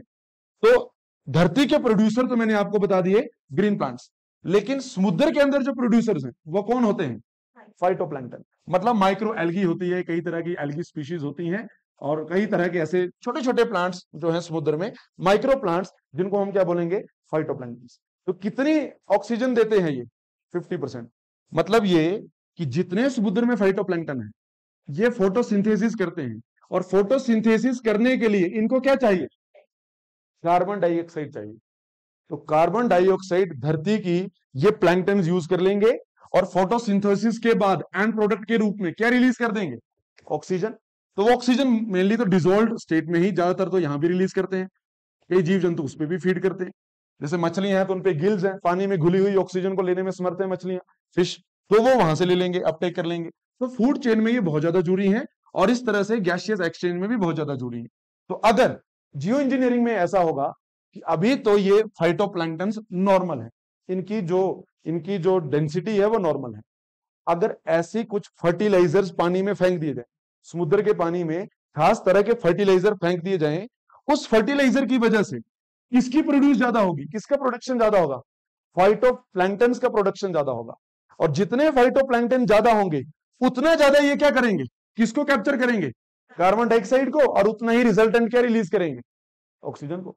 तो जिस तरह से धरती में हमने पढ़ा कि हम पेड़ लगा सकते हैं और उसको क्या बोला, एफोरेस्टेशन, तो उसी तरह सेम यहां पे हो सकता है। पर इनको एक एक करके हम ग्रो नहीं कर सकते हैं क्योंकि माइक्रो प्लांट्स हैं। तो सिंपली क्या रिलीज कर सकते हैं वहां पे, बायो फर्टिलाइजर्स। इस तरह के उर्वरक कुछ खाद है जो वहां पे फेंक देंगे, तो उसके बाद जो है वो जल्दी से ग्रो करेंगे। पर देखो अभी कॉन्सेप्ट में चैलेंजेस बहुत ज्यादा हैं। जो फर्टिलाइजर्स फेंके जाएंगे क्या वो हार्मफुल नहीं होंगे, क्या वो जीव जंतुओं को नुकसान नहीं करेंगे, वो एक अलग चीज है। अभी हम उस पर नहीं जा रहे हैं, अभी हम सिर्फ टेक्निक्स की बात कर रहे हैं। वो फिर एथिकल इश्यूज हैं, वो बात की बात है। तो ये हमने देख लिया कि फर्टिलाइजर्स फेंक के किसके प्रोडक्शन को बढ़ा सकते हैं, फाइटोप्लैंक्टन को। और फाइटोप्लैंक्टन जितने ज्यादा होंगे उतना वो क्या करेंगे, कार्बन सिंक करेंगे। कार्बन सिंक मतलब उस कार्बन को पकड़ लेना और बदले में क्या रिलीज कर देना, ऑक्सीजन रिलीज कर देना। गैसियस एक्सचेंज को बढ़िया बनाएंगे। देन नेक्स्ट है एनहांस्ड वेदरिंग। देखो अभी एक एसिडिफिकेशन वाला बचता है, उसको करेंगे अलग से। बैलेंस्ड, ये एनहांस्ड वेदरिंग का मतलब क्या है, देखो सिंपली समझते हैं। नॉर्मली ये चट्टान है, नॉर्मली ये चट्टान है, ठीक है। अब मान लीजिए कि कैल्शियम की बनी है या किसी चीज की बनी है। कुछ रिएक्शंस अगर हम समझे, जब हमने वेदरिंग की थी, जैसे पानी में जब CO2 घुल जाती है, मान लो चट्टान भी है और बारिश भी हो रही है, उस बारिश के पानी में कार्बन डाइऑक्साइड घुल गई, तो क्या बनेगा, क्या बनेगा इसके बाद, कार्बोनिक एसिड। पहले बनेगा क्या, कार्बोनिक एसिड। और फिर ये कार्बोनिक एसिड आगे रिएक्ट करेगा तो कई तरह के प्रोडक्ट बनाता था, जैसे बाइकार्बोनेट बनाता था, वो हमने देखा था। तो कहने का मतलब ये है कि एक चट्टान 1 से 2 में हुई, 2 से 3 में हुई, चट्टान का टूटना, उसके मिनरल उससे रिलीज होना, उनको हम सिंपली ज्योग्राफी में क्या कहते हैं, दैट इज कॉल्ड वेदरिंग। एक चट्टान का डिसइंटीग्रेट होना, disintegration of a rock and release of its mineral, इसको क्या बोलेंगे, सिंपली वेदरिंग। तो ये जो वेदरिंग की प्रोसेस है ये नेचर में अपने आप होती है, लेकिन नेचर में जो हो रही है वो कैसी प्रोसेस है, स्लो प्रोसेस।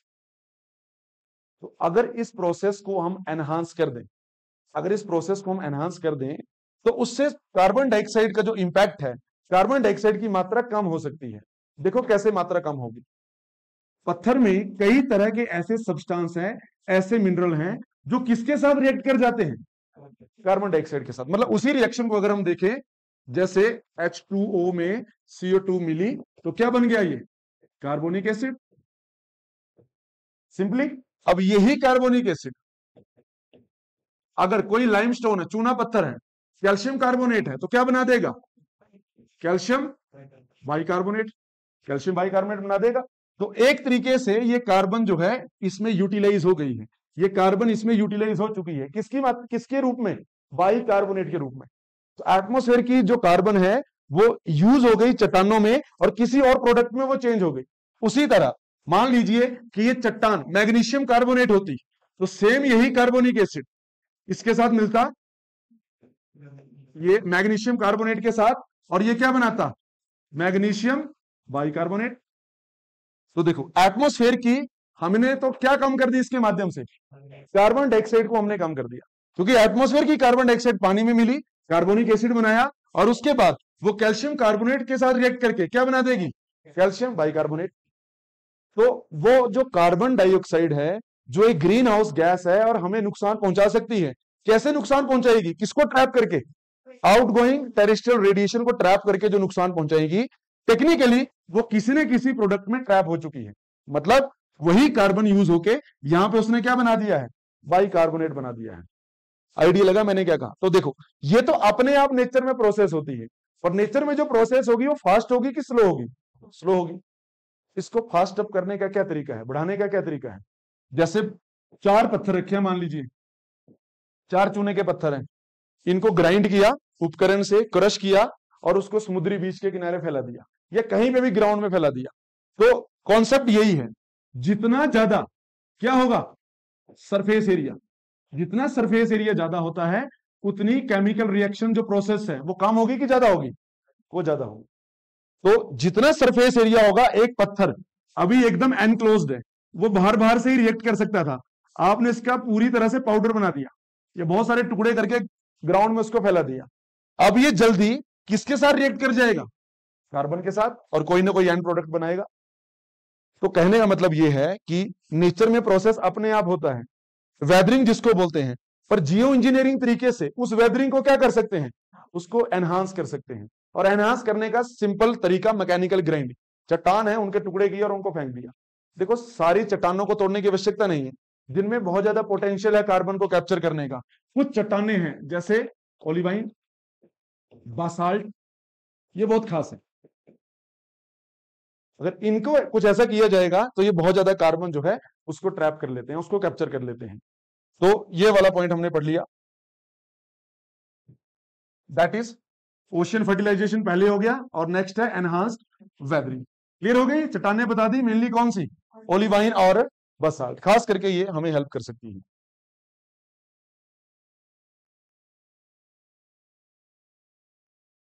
इसको समझिए, ओशियन अल्कैलिनिटी एनहांसमेंट।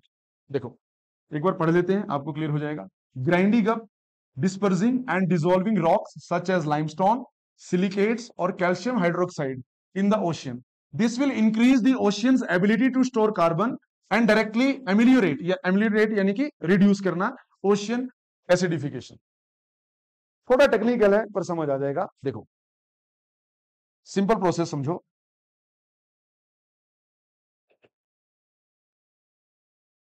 नॉर्मली क्या होता है कि ये ओशियन है एग्जाम्पल के लिए, और ये पानी हो गया। क्या ओशियन जो है, पीएच तो सबको पता है ना, क्या होता है पीएच?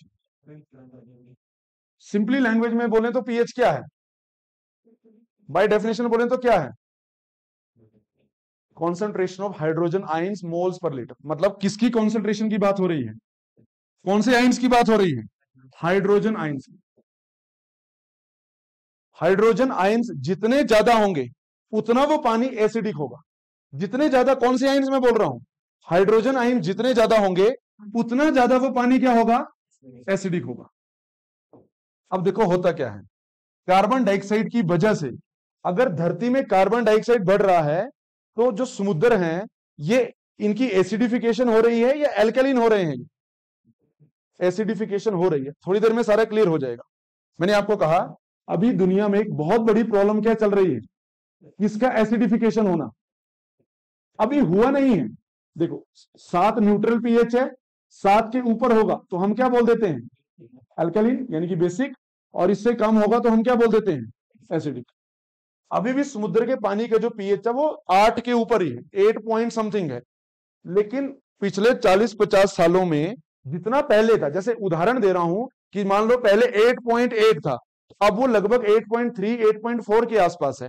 मैं एग्जांपल दे रहा हूं, एक्चुअल फिगर नहीं है, हाइपोथेटिकल फिगर दे रहा हूं, पर 8+ है। तो मतलब ट्रेंड जो है, ट्रेंड हमारा एल्कलिन से हम किसकी तरफ बढ़ रहे हैं? एसिडिफिकेशन की तरफ। हालांकि अभी हम 7 के नीचे नहीं आए हैं, अभी किसके ऊपर है? अभी 7 के ऊपर ही, पर कम हो रहा है। अगर 8.8 से पीएच 8.3 आया है, हम बोलेंगे कि ट्रेंड किसकी तरफ बढ़ रहा है? एसिडिफिकेशन की तरफ बढ़ रहा है। तो देखो ये जो कार्बन डाइऑक्साइड है, इस कार्बन डाइऑक्साइड से समुद्र में बहुत ज्यादा क्या होने वाला है? एसिडिफिकेशन। अभी समझेंगे कैसे। लेकिन अगर इस कार्बन डाइऑक्साइड को कम कर दें तो किस समस्या से बचा जा सकता है? एसिडिफिकेशन से। पर हमारा टॉपिक एसिडिफिकेशन नहीं है, हमारा टॉपिक है क्या? जियो इंजीनियरिंग। जियो इंजीनियरिंग टॉपिक है। लेकिन जियो इंजीनियरिंग में एक बहुत इंपॉर्टेंट पॉइंट यह है कि समुद्र में अगर हमने इसको अल्कलिन बनाना है तो हम कई तरीके से इसमें एडिशनली क्या ऐड कर सकते हैं? कई तरीके के सॉल्ट ऐड कर सकते हैं। तरीका तो यही है ना, कोई चीज अगर एसिडिक हो जाती है और उसमें आप बेसिक मटेरियल जिनका पीएच बेसिक वाला है, अल्कलिन है, अगर वो मटेरियल उसमें ऐड कर देंगे तो पीएच अपने आप क्या हो जाएगा? उस चीज का इंक्रीज हो जाएगा। अब देखो कैसे इसको समझते हैं, कैसे समुद्र में जो है वो एसिडिफिकेशन होती है। वही तरीका, पुरानी रिएक्शन अगर हम समझें, देखो जैसे CO2 है, समुद्र के पानी में जब CO2 मिलेंगी तो क्या बना देंगी? Carbonic acid. ये बन गया कार्बोनिक एसिड। एक बार कार्बोनिक एसिड बन गया, ये कार्बोनिक एसिड फर्दर स्प्लिट होता है, फर्दर टूटता है। तो जैसे ये जो कार्बोनिक एसिड है, अगर ये फर्दर टूटा तो ये बनाएगा हाइड्रोजन आयन। ये हाइड्रोजन आयन मैंने अलग बना दिया, और इसके अलावा ये कार्बोनेट, कार्बोनेट अलग बना दिया। और थोड़ी देर पहले मैंने क्या बोला, पीएच क्या है, किसकी कॉन्सेंट्रेशन बढ़ना, हाइड्रोजन आयन मोल पर लीटर। जितना हाइड्रोजन आयन बढ़ेगा उतना समुद्र का पानी क्या होता जाएगा, एसिडिक होता जाएगा। तो सोचो जितने समुद्र के पानी में ये CO2 मिलती है उतना क्या बनेगा, कार्बोनिक एसिड। और कार्बोनिक एसिड फर्दर डिसइंटीग्रेट होगा किसमें, हाइड्रोजन आयन में और कार्बोनेट्स में, इसमें ये आगे डिसइंटीग्रेट होता है। तो सोचो जितना ज्यादा ये डिसइंटीग्रेट होगा उतने ज्यादा क्या हमें मिलते हैं, H पॉजिटिव। और जितने ज्यादा H पॉजिटिव होंगे उतना ज्यादा समुद्र का पानी क्या होता चलेगा, एसिडिक होता चलेगा। तो हम केमिस्ट्री नहीं पढ़ रहे हैं, हम रिएक्शंस की बात नहीं करेंगे, आप कंफ्यूज होंगे इसमें। बहुत सारे लोग जो नॉन साइंस बैकग्राउंड से होंगे तो यूजुअली कंफ्यूजन होता है। तो आप सिंपली इतना याद रखिए कि ये एक तरीका तो ये है कि किसको कम कर दें, एक तरीका तो क्या है, किसको कम कर दें, CO2 को कम कर दें। वो तो हमने देखे ना तरीके, वो कम करने के तरीके तो कर ही रहे हैं कि समुद्र में फाइटोप्लैंक्टन्स को बढ़ा दो, इस तरह से ग्रीन हाउस गैसेस को कम कर दो, CO2 को कम कर दो, उसके कई तरीके हैं।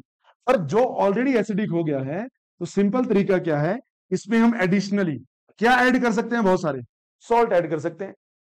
और वो सिंपल तरीका है कि जहाज के माध्यम से, बीचेस किनारे के माध्यम से किसी तरह भी जो है समुद्र में एक्स्ट्रा सॉल्ट्स यानी कि जो बेस वाले जो मटेरियल हैं वो इसमें ऐड कर दिए जाएं। तो टेक्निकली क्या क्या इसका बढ़ जाएगा, इसका जो पीएच है वो फर्दर रेज हो जाएगा। और जितना इसका पीएच ज्यादा होगा उतनी ज्यादा इसमें कैपेसिटी होगी किसको अकोमोडेट करने की, CO2 को अकोमोडेट करने की।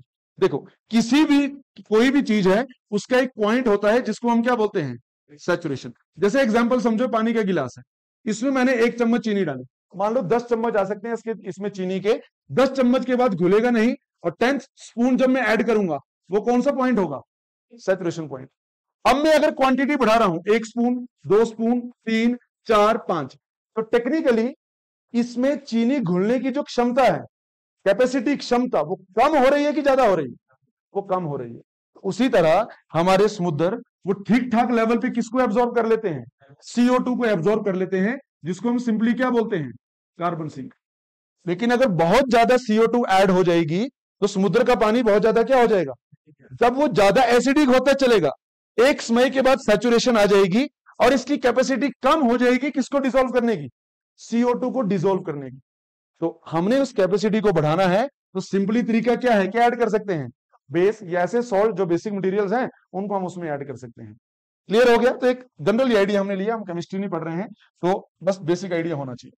तो ये मैंने इसमें लिख दिए हैं कि ग्राइंडिंग अप, उनको बढ़िया से ग्राइंड करना, डिस्पर्स करना, फैलाना, और जगह जगह उनको पानी में घोल देना, उसको फेंक देना। Dissolving rocks such as limestone, silicates, calcium hydroxide in the ocean, this will increase the ocean's ability to store carbon. अब समझ आ गया ये वाला पॉइंट, सैचुरेशन से जो हमने रिलेट किया। एंड डायरेक्टली एमिलिएट यानी कि कम करेगा किसको भी, ओशियन एसिडिफिकेशन को। क्यों कम करनी है ये ओशियन एसिडिफिकेशन, क्या हो जाएगा अगर ओशियन में एसिडिफिकेशन हो जाएगी। देखो CO2 वाला तो है ही ना, वो तो हमारा अपना मतलब है, पर सोचो जब एसिडिफिकेशन होगी तो जो समुद्र के जीव जंतु है उनका पूरा मेटाबॉलिज्म चेंज हो जाएगा, और जब उनका मेटाबॉलिज्म चेंज होगा तो आप सोचो फूड चेन से लेकर हर चीज कितनी ज्यादा प्रभावित होगी। क्लियर हो गया ये। तो ओशियन बायोडाइवर्सिटी के लिए भी जरूरी है और क्लाइमेट चेंज के लिए तो जरूरी है ही है, इसलिए इसको किसमें रखा जाता है, जियो इंजीनियरिंग में ही हम इसको काउंट करते हैं। क्लियर हो गया ये पॉइंट, ठीक है। तो ये हो गया हमारा फर्स्ट पार्ट जिसको हमने पढ़ा, पहला यानी कि किसका रिडक्शन करना है, किसका रिमूवल करना है, CO2 का रिमूवल करना है। अब आप फटाफट बता दो हमने क्या क्या पॉइंट पढ़े। हमने पढ़ा जियो इंजीनियरिंग। क्या है जियो इंजीनियरिंग, वो टेक्निक्स हैं जिनके माध्यम से हम किसको रिवर्स कर सकते हैं, क्लाइमेट चेंज का जो इंपैक्ट है या क्लाइमेट चेंज की जो प्रोसेस है उसको रिवर्स कर सकते हैं। 2 तरीके से ये आता है, एक तो हम सूर्य की किरणों को ऊपर ही रोक लें, वो अभी हमने पढ़ा नहीं है। दूसरा जो किरणें नीचे आ ही जाती हैं और धरती उनको एब्जॉर्ब करती हैं, फिर धरती क्या रिलीज करती है बाद में, लॉन्ग वेव टेरेस्ट्रियल रेडिएशन, और उनको कुछ गैसेस ट्रैप कर लेती हैं। उन गैसेस को क्या बोलते हैं, ग्रीन हाउस गैसेस। अब जितनी ज्यादा वो गैसेस होंगी उतना धरती का तापमान बढ़ेगा, क्योंकि वो ज्यादा ट्रैप करेंगे हीट को। तो सिंपली किसको कम कर देना है, उन गैसेस को कम कर देना है। और उन गैसेस में सबसे मेजर रोल कौन प्ले करती है? कार्बन डाइऑक्साइड, क्योंकि ये अमाउंट में ज्यादा है, एटमॉस्फेयर में चौथे नंबर की गैस है। हालांकि इससे पोटेंट कई गैसेज हैं, फॉर एग्जांपल मीथेन, पर वो इतनी नहीं है एटमॉस्फेयर में, वो ट्रेस है, वो कम है। CO2 बहुत ज्यादा अमाउंट में है। तो क्या क्या तरीके हमने पढ़े उसके, फटाफट बता दो। बायोचार में क्या देखा हमने? बायोचार में जो बायोमास है उसको चैरिंग करनी है। चैरिंग मतलब भूनना है, जलाना है, पर किस कंडीशंस में? लो ऑक्सीजन कंडीशन में, जिसको क्या बोलते हैं? अपने लेवल पे नहीं हम कर सकते हैं, प्रॉपर उपकरण होते हैं उसके लिए, उसके माध्यम से किया जाता है। उसके बाद जो रेजिड्यू बचेगा, जो राख बचेगी, मतलब बहुत ज्यादा मटेरियल की बहुत कम राख बचेगी, उस राख को क्या बोलेंगे? बायोचार। तो वो एक प्रकार की कार्बन है, क्योंकि वो एटमॉस्फेयर में रिलीज नहीं हुई, हमने किसकी एब्सेंस में उसको बर्न किया है? पूरी तरह से एब्सेंस नहीं, पर नेग्लिजिबल ऑक्सीजन में उसको बर्न किया है। तो उसके अंदर कार्बन है, पर किस फॉर्म में है? स्टेबल फॉर्म में है, जो इतनी जल्दी एटमॉस्फेयर में रिलीज नहीं होगा। तो एक बायोचार वाला पॉइंट हो गया। एक सिंपली बायो ये एफोरेस्टेशन, ज्यादा पेड़ पौधे लगा के, वो भी तरीका है। और सॉरी, हाँ, कार्बन का सिक्वेस्ट्रेशन करना, मतलब ऐसे बायोमास मटेरियल लगाए जाएं, पेड़ पौधे लगाए जाएं, जिनसे हमें हीट एनर्जी भी मिल जाएगी, पर उसकी जो कार्बन निकलेगी उसको सोर्स पॉइंट से ही ट्रैप कर लेना, और उसको कहां पे? जमीन के नीचे या पानी के नीचे उसको सिक्वेस्टर कर देना। वो एक अलग टॉपिक है, कार्बन सिक्वेस्ट्रेशन। अभी बस मैंने आपको आइडिया दिया कि पकड़ के जमीन में उसको फेंक देना, एक तरीका ये हो गया। और हाँ, मतलब ओशियन में बायो जो फर्टिलाइजर्स हैं उनको ऐड करेंगे स्पेशल तरह के, जिसके माध्यम से किसका प्रोडक्शन बढ़ेगा? फाइटोप्लैंक्टन्स का। और फाइटोप्लैंक्टन्स आपको पता है 50% रोल प्ले करते हैं उस गैसियस एक्सचेंज में, तो बहुत ज्यादा हेल्प मिलेगी। और कुछ एनहांस्ड वेदरिंग, जो पत्थर जब टूटते हैं, पत्थर के जो मिनरल होते हैं वो किसके साथ रिएक्शंस करते हैं? कार्बन डाइऑक्साइड के साथ। पत्थर जितना ज्यादा टूटेगा उतने ज्यादा मिनरल एक्सपोज होंगे, और उतना ज्यादा किसके साथ रिएक्शन करेगा? कार्बन डाइऑक्साइड के साथ। तो कार्बन डाइऑक्साइड वहां पे ट्रैप हो जाएगी एटमॉस्फेयर से हटके। तो एनहांस वेदरिंग कर सकते हैं। सिंपल तरीका बताया कि पत्थर को ग्राइंड करेंगे, चूर्ण बनाएंगे और उसको मैदान में फैला देंगे। क्लियर हो गया? ठीक है। और ये एसिडिफिकेशन वाला, इसको रिवर्स करने का तरीका बताई दिया। कुछ इस तरह के मटेरियल हैं, कैल्शियम हाइड्रोक्साइड है या लाइमस्टोन है, कुछ इस तरह के मटेरियल जिनको समुद्र में ऐड किया जाए, जिससे उसकी अल्कैलिनिटी जो है वो बढ़ेगी। और जब अल्कैलिनिटी बढ़ेगी तो क्या बढ़ेगा? उसकी कौन सी कैपेसिटी? कार्बन को स्टोर करने की कैपेसिटी और ज्यादा उसकी इंक्रीज होगी, और समुद्र का एसिडिफिकेशन भी कम होगा। तो बायोडाइवर्सिटी के लिए भी हेल्पफुल है, एज वेल एज जो है क्लाइमेट चेंज के लिए भी हेल्पफुल है। हो गया क्लियर? ठीक है, अब चलते हैं आगे। दूसरा तरीका है सोलर रेडिएशन मैनेजमेंट, जो मैंने पहले बताया कि अब किसको रोक लेना? ऊपर है, सोलर रेडिएशन को रोक लेना है। चाहे ऊपर रोको, चाहे धरती में आ जाए, पर धरती में उनका प्रभाव ज्यादा ना पड़े। तो जब धरती पे प्रभाव ज्यादा ना पड़े तो उसके लिए एक तरीका है, that is called albedo. Albedo बहुत ज्यादा एनहांस करना। तो एम समझ गए आप? To reflect a small proportion of the sun's energy back into the space. और जब मैं बोल रहा हूं बैक इनटू द स्पेस, इसका मतलब ये हुआ without influencing the atmosphere of earth. वो आएगी हमारे अर्थ तक, सतह पे भी आएगी, पर इस तरह से वापस चली जाएगी कि उसका प्रभाव यहां पे पड़ेगा ही नहीं। तो वो तरीके अब हमने समझने हैं। देखो, एल्बिडो तो सबको क्लियर है क्या है? जो रिफ्लेक्टिव पावर है वो एल्बिडो है। यानी कि अगर मेरे हाथ में एक शीशा है और सिंपली एक कागज है, और सामने से सूर्य की रोशनी पड़ रही है, और दोनों में अपने हाथ में मटेरियल लेके उसकी रिफ्लेक्शन सामने दीवार में फेंकने की कोशिश करता हूं, बहुत अच्छे से किसके साथ कर पाऊंगा? इस शीशे के साथ, क्योंकि इसकी कौन सी पावर ज्यादा है? एल्बिडो, रिफ्लेक्टिंग पावर ज्यादा है। जैसे ही सनलाइट पड़ी वैसे ही बाउंस बैक होकर चली जाती है। कागज में ऐसा नहीं होगा, कागज थोड़ी देर में ठीक ठाक गर्म हो जाएगा, उसको एब्जॉर्ब कर लेता है, और जब एब्जॉर्ब करेगा तो हॉट बॉडी की तरह काम करेगा, वो एनहांस करेगा, वो क्लाइमेट चेंज को बढ़ावा देगा। क्योंकि जब वो हीट एमिट करेगा लॉन्ग वेव रेडिएशन के रूप में, तो कौन पकड़ लेगा उसको? Green house gases. तो एल्बिडो को हमने बढ़ाना है, और एल्बिडो को बढ़ाने का तरीका जो है वो किसी तरह से भी हो सकता है। जैसे मैंने आपको बताया कि changing the reflectivity of the land और sea surface by painting roof white. जैसे जो सफेद कलर होता है वो एब्जॉर्बर है कि रिफ्लेक्टर है? रिफ्लेक्टर है। तो घर की छतें जो है उनको सफेद कर सकते हैं, जिससे जैसे ही सूर्य की रोशनी पड़ेगी वो ज्यादा क्या होगी? रिफ्लेक्ट बैक होगी, बाउंस बैक ज्यादा होगी, एब्जॉर्ब नहीं होगी। Covering deserts with reflective sheets और इंक्रीजिंग द आइस कवर। तो आइस कवर तो घर पोलर इलाके में है, डेजर्ट में तो कैसे करेंगे? रिफ्लेक्टिव शीट्स का मतलब ये है, जैसे कुछ खास तरह के मटेरियल्स होते हैं, जैसे आपने देखा होगा कुछ बरसाती या कुछ तरपाल ऐसे होते हैं जो बहुत ज्यादा शाइन करते हैं, चमकते हैं। कुछ मटेरियल ऐसे होते हैं जो एब्जॉर्बिंग होते हैं, और कुछ कैसे होते हैं? रिफ्लेक्टिव होते हैं।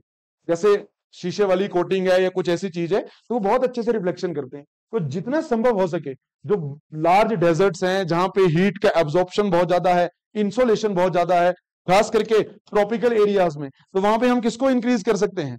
एल्बिडो को इंक्रीज कर सकते हैं। क्लियर हो गया? एक पॉइंट जो इसमें ऐड नहीं किया गया है वो है कैनोपी, मतलब ट्रीज कैनोपी। जैसे पेड़ पौधे दो प्रकार के होते हैं, जो मैं आपको शीट दूंगा, हैंड आउट दूंगा प्रिंटेड, उसमें लिखा होगा। दो तरह के पेड़ पौधे हैं, एक होते हैं ब्रॉड लीफ, मतलब जिनकी जो पत्तियां वो कैसी होंगी? चौड़ी होंगी। एक होते हैं कॉनिफेरस, जैसे देवदार हो गया, जिनकी कंटीली या पतली जो पत्तियां होंगी। तो किसके पत्ते अच्छे से लाइट को रिफ्लेक्ट बैक कर देंगे? ब्रॉड लीव्स वाले। इस तरह के कुछ खास पेड़ होते हैं जिनके पत्ते ब्रॉड लीफ भी होते हैं और थोड़ी सी शाइनिंग जैसे होते हैं, एक कोटिंग सी उनके ऊपर रहती है, इतनी जल्दी वो लाइट को एब्जॉर्ब नहीं करते हैं। तो उस तरह की कैनोपी, उस तरह की वेजिटेशन, उसको लगा के भी किसको इंक्रीज किया जा सकता है? एल्बिडो को इंक्रीज किया जा सकता है। देन इससे पहले एक और पॉइंट है इसमें, वो मेरे ख्याल से यहां कवर नहीं हुआ है। देखो, वो आपके नोट्स में है। मतलब ये भी एक कॉन्सेप्चुअल है। मतलब अभी हम क्या करते हैं कि अर्थ का जो ऑर्बिट है, अर्थ के ऑर्बिट में मान लो सैटेलाइट भेज दी, वो सैटेलाइट क्या करती रहती है? कि वो घूमती रहती है। एक बार जब बैलेंसिंग में आ जाती है सेंट्रीपिटल और सेंट्रीफ्यूगेशन फोर्स में, तो वो एकदम सर्कुलर मोशन में चलती है। उसी तरह कोई और मटेरियल वहां पे चला जाए तो वो भी घूमता रहेगा, वो गिरेगा नहीं। पर सोचो वो मटेरियल ऐसा है, एक हाइपोथेटिकल एग्जांपल हो, वो मटेरियल ऐसा है जिसके ऊपर बहुत बड़े बड़े मिरर्स लगे हुए हैं, तो वो मटेरियल क्या करेगा? उन मिरर में सूर्य की किरणें पड़ेंगी और पड़ते क्या हो जाएंगी? रिफ्लेक्ट बैक हो जाएंगी। वो कहां नहीं पड़े, वो कहां पे नहीं पहुंचेंगी? अर्थ की सतह तक नहीं पहुंचेगी। तो ये भी एक तरीका है एल्बिडो को बढ़ाने का। लेकिन इस केस में जो रिफ्लेक्टिंग बॉडीज हैं वो कहां पे हैं? अर्थ के ऑर्बिट में है। वहां पे हमने उन चीजों को रिलीज कर दिया, वो ऊपर ही अपर एटमॉस्फेयर में ही उन रेडिएशन को पकड़ेंगे और उनको सीधा क्या कर देंगे? रिफ्लेक्ट बैक कर देंगे। तो ये पॉइंट इसमें ऐड नहीं है, वो आपकी शीट्स में है। Then marine cloud brightening. देखो, सिंपल तरीका है मरीन क्लाउड ब्राइटनिंग में। इसमें क्या करना होता है? नॉर्मली जैसे ऐसा समझो, नॉर्मली जो समुद्र के ऊपर क्लाउड बनते हैं वो कैसे होते हैं? देखो, ये मैं दो केस ले रहा हूं। समुद्र के ऊपर जो क्लाउड होते हैं, उन क्लाउड्स में देखो वेपर्स तो होगा ही होगा। वेपर तो हर जगह होगा ना, क्योंकि वेपर से ही तो क्या बनेगा? क्लाउड बनेगा। बारिश का मैकेनिज्म हमें एकदम क्लियर है कि जैसे वेपर्स ऊपर जाएंगे, कन्वेक्शनल हीटिंग के कारण एयर ऊपर जाएगी, वेपर ऊपर जाएंगे, और किस तरीके से टेम्परेचर कम होगा? एडियाबैटिक एक्सपेंशन से। एडियाबैटिक एक्सपेंशन जब होगा, हवा ऊपर जाएगी, साथ में क्या करती है? एक्सपैंड करती है, और तब वो टेम्परेचर कम होता है। और एडियाबैटिक लैप्स रेट हमने पढ़ा है कितना डिग्री है? ड्राई एडियाबैटिक 10 डिग्री है पर 1000 मीटर, और मॉइस्ट एडियाबैटिक कितना था? 6 डिग्री सेल्सियस था पर 1000 मीटर। और 10 से 6 में हम कहां शिफ्ट होते थे? किस पॉइंट के बाद? ड्यू टेम्परेचर के बाद। ठीक है, ड्यू टेम्परेचर या लिफ्टिंग कंडेंसेशन लेवल, वो डिटेल में हमने किया फिजिकल ज्योग्राफी। अभी काम की बात समझते हैं। समुद्र के ऊपर जो क्लाउड बनते हैं, नॉर्मली उसमें क्या पाए जाते हैं? सॉल्ट्स। क्योंकि वेपर तो साथ में है, पर वेपर के साथ कम मात्रा में क्या है? उसमें सॉल्ट्स होते हैं। कम मात्रा में है पर है, सॉल्ट्स उसमें है। पर ये सॉल्ट ऐसे हैं, एकदम पास पास नहीं है, वो सॉल्ट बहुत दूर दूर है, ऐसे स्पार्स है, दूर दूर है, स्पोरेडिक है। लेकिन आर्टिफिशियल तरीका क्या है? जैसे समुद्र के ऊपर ये क्लाउड बन गए, जो जनरली होते हैं इक्वेटर में, तो रोज आपको पता है 2-2:30 बजे इक्वेटर में क्यूमुलोनिम्बस क्लाउड बनेंगे और हैवी डाउनपोर वहां पे होता है। लेकिन एक तरीका है मरीन क्लाउड ब्राइटनिंग का। जैसे मान लो ये शिप है, समुद्री जहाज है, इसके माध्यम से समुद्र का जो पानी है, समुद्र का जो पानी है, ये इसको किसी उपकरण के माध्यम से ऐसे स्प्रिंकल किया जाएगा, ऐसे छिड़काव किया जाएगा। इसमें जो पानी है, पानी तो किसमें चेंज हो जाएगा? वेपर में। लेकिन क्या रह जाएंगे? सॉल्ट रह जाएंगे। तो ये जो समुद्र के ऊपर क्लाउड हैं, अगर उन क्लाउड्स में ऐसे समुद्री पानी का छिड़काव हो, तो पानी तो वेपर में चेंज हो जाता है, लेकिन जो सॉल्ट्स हैं वो रह जाएंगे। मैंने आपको कहा नेचुरल कंडीशन में भी उन क्लाउड्स में सॉल्ट होते हैं, पर नेचुरल कंडीशन में वो सॉल्ट्स कैसे होते हैं? स्पोरेडिक होते हैं, मतलब स्पार्स होते हैं, दूर दूर हैं ये। लेकिन इस कंडीशन में जब एक्स्ट्रा सॉल्ट हमने ऊपर भेजे, तो सॉल्ट बहुत ज्यादा क्या हो जाएंगे? ये पास पास हो जाएंगे, और जब ये सॉल्ट पास पास होंगे उसकी वजह से एक शीट जैसी बन जाती है, एक लेयर जैसी बन जाती है, और ये जो लेयर है ये बहुत ब्राइट होती है। ऐसा लगेगा कि जो बादल हैं वो बादल सिंपल नहीं है। कैसे बादल होंगे? वो एकदम ब्राइट होंगे, एकदम चमकने वाले होंगे। और कोई भी ब्राइट बॉडी, उसके ऊपर जब सूर्य की किरणें पड़ेगी वो एब्जॉर्ब करेगी या रिफ्लेक्ट करेगी? रिफ्लेक्ट करेगी। और जब ये ब्राइट हो जाएंगे तो डेफिनेटली इनकी क्या एनहांस हो जाएगी? एल्बिडो एनहांस हो जाएगी। समझ आ गया हमने क्या पढ़ा? ठीक है, तो देखो ये सारी चीजें जो है ना कॉन्सेप्ट के रूप में है, एक्सपेरिमेंटल लेवल पे अभी हो रही है, अभी किया नहीं गया है, पर एक कॉन्सेप्ट है कि फ्यूचर में ऐसा किया जा सकता है। हालांकि प्रोज एंड कॉन जिसके हैं समझाता हूं मैं आपको एक बार पढ़ के भी। स्प्रेइंग सी वाटर ड्रॉपलेट्स और other substances into low level clouds over the ocean to increase their, क्या बढ़ानी है? Reflectivity and albedo. It seeks to boost marine cloud reflectivity, making clouds whiter and brighter. जितने सफेद होंगे salt के कारण white भी होंगे और साथ में ब्राइटर भी होंगे, तो उसकी रिफ्लेक्टिविटी बढ़ेगी। It involves using water cannons और specialised vessels to release fine seawater droplets into the atmosphere. As these droplets evaporate, they leave behind, किसको छोड़ देंगे? Salt particles serving as cloud condensation nuclei। ये तो समझाने की जरूरत नहीं है ना, हाइग्रोस्कोपिक न्यूक्लियाई तो क्लियर है, जिसके अराउंड कौन कंडेंस करेगा? वेपर कंडेंस करते हैं, तो वो आपको क्लियर है। क्लाउड कंडेंसेशन न्यूक्लियाई या हाइग्रोस्कोपिक न्यूक्लियाई हम सिंपली बोल सकते हैं, that foster the formation of denser brighter cloud, और जिनकी क्या ज्यादा होगी? एल्बिडो। और एल्बिडो अगर ज्यादा हो गई तो वो किरणें ज्यादा नीचे तक पहुंचेंगी नहीं, वो ऊपर से ही क्या हो जाएंगी? रिफ्लेक्ट बैक करके तो वापस चली जाएंगी, एल्बिडो उसके कारण हो जाएगा। तो ये हो गया मरीन क्लाउड ब्राइटनिंग। नेक्स्ट है स्ट्रेटोस्फेरिक एरोसोल इंजेक्शन। देखो ये क्या चीज है? स्ट्रेटोस्फेयर तो सबको पता है, अर्थ की सबसे पहली लेयर कौन सी है? ट्रोपोस्फेयर। तो ये मैंने ट्रोपोस्फेयर ऐसे दिखा दी है, इसको मैं इक्वेटर दिखा रहा हूं, इनको पोल्स दिखा रहा हूं। इक्वेटर में हमें पता है 16 to 18 तक जा सकती है, यहाँ पे 6 to 8, नॉर्मली 8 के अराउंड तो रहती है। सीजनली चेंजेस आते हैं, सीजनली चेंजेस आएंगे with the shifting of sun. Exactly earth की शिफ्टिंग में सन तो अपनी जगह रहेगा। उसके ऊपर की जो लेयर है ये कौन सी लेयर है? स्ट्रेटोस्फेयर। तो देखो अब स्ट्रेटोस्फेयर इसलिए भी इंपॉर्टेंट है, एक तो स्ट्रेटोस्फेयर में क्या पाया जाता है? ओजोन है, जो हमें प्रोटेक्ट करती है किससे? यूवी से। सारी यूवी नहीं, मेनली कौन सी वाली? सबसे घातक यूवी सी, उससे तो पूरी तरह से बचाती है। यूवी बी को फिल्टर कर देती है, थोड़ी बहुत यूवी बी पहुंचती है जो घातक नहीं है, और यूवी ए को आने देती है जो लीस्ट डेंजरस है।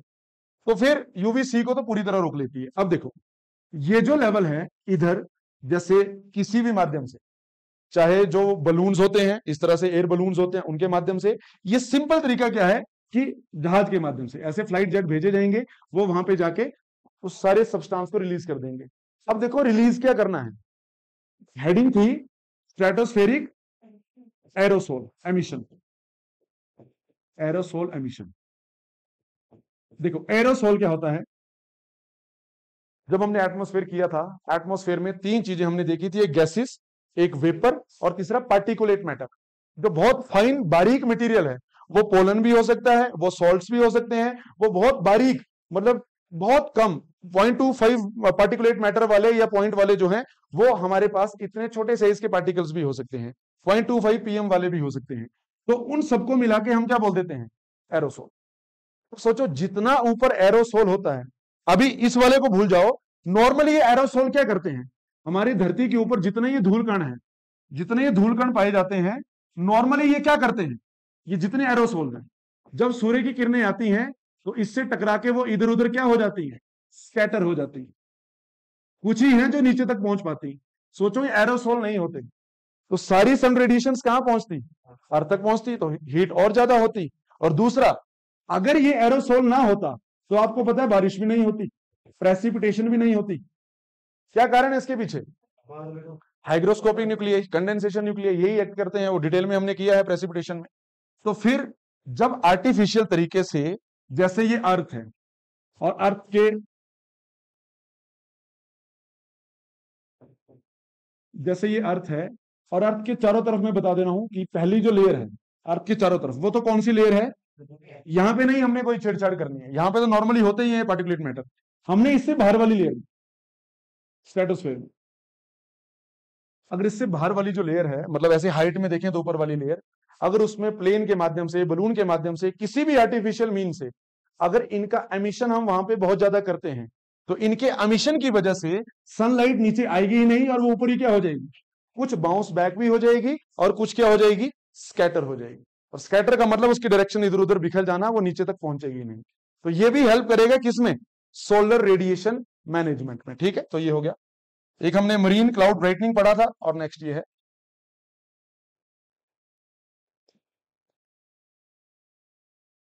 ये मेंशन किया गया है इस तरह से, इनको रिलीज करेंगे वहां पे, तो ये नॉर्मल है, ये इसके ऊपर वाले यहाँ पे रिलीज किए, देखो इससे टकरा के या तो बाउंस हो जाएगी या तो इधर उधर बिखरेंगी, जिसको क्या बोलते हैं, स्कैटरिंग।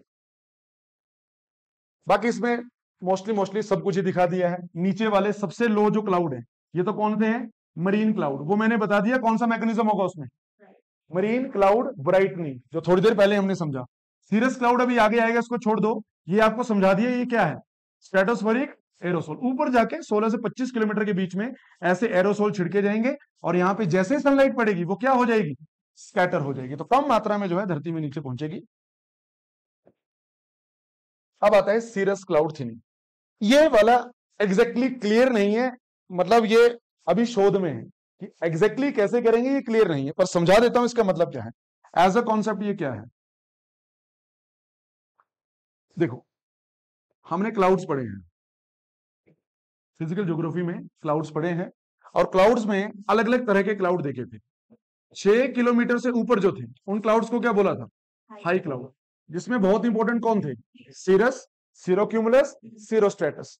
जो खाली ऐसे थ्रेड लाइक हैं वो सीरस थे, जो पूरी लेयर में है हाइट में वो सीरोस्ट्रेटस थे, जो हाइट में जाके हीप में है वो सीरोक्यूमुलस थे। फिर उसके बाद हमने पढ़े थे ये, मतलब 2 किलोमीटर से नीचे ये कौन से हो गए, लो क्लाउड। और 2 से 6 किलोमीटर के बीच वाले जो क्लाउड हैं इनको क्या बोलते थे, मीडियम क्लाउड, L2। सबको छोड़ दीजिए, हमने सारे नहीं अभी पढ़ने हैं, हम बात कर रहे हैं एक कॉन्सेप्ट की, ये है सीरस क्लाउड थिनिंग। देखो सीरस क्लाउड थिनिंग क्या है, इस वाले को मैं मिटा देता हूं, हमें ये सब कोई जरूरी नहीं है, हमारे लिए जरूरी है ये वाले क्लाउड, कौन से, सीरस। सीरस क्लाउड होते हैं एकदम हाइट में, मतलब 6 किलोमीटर के ऊपर जो हाइट है वहां पे ये पाए जाते हैं, एकदम बहुत ही बारीक थ्रेड लाइक ये क्लाउड होते हैं। लेकिन जब सूर्य की किरणें धरती की तरफ आती हैं उसको तो ये रोक नहीं पाते हैं, तब तो उन किरणों को वो आने देते हैं, मतलब शॉर्ट वेव सोलर रेडिएशन को आने देंगे, वो रेडिएशन अर्थ पे हिट करेंगी, अर्थ उसको क्या करेगी, अगर बर्फ नहीं है, शीशा नहीं है, तो मोस्ट ऑफ द केसेस में अर्थ क्या करती है, उसको एब्जॉर्ब करती है।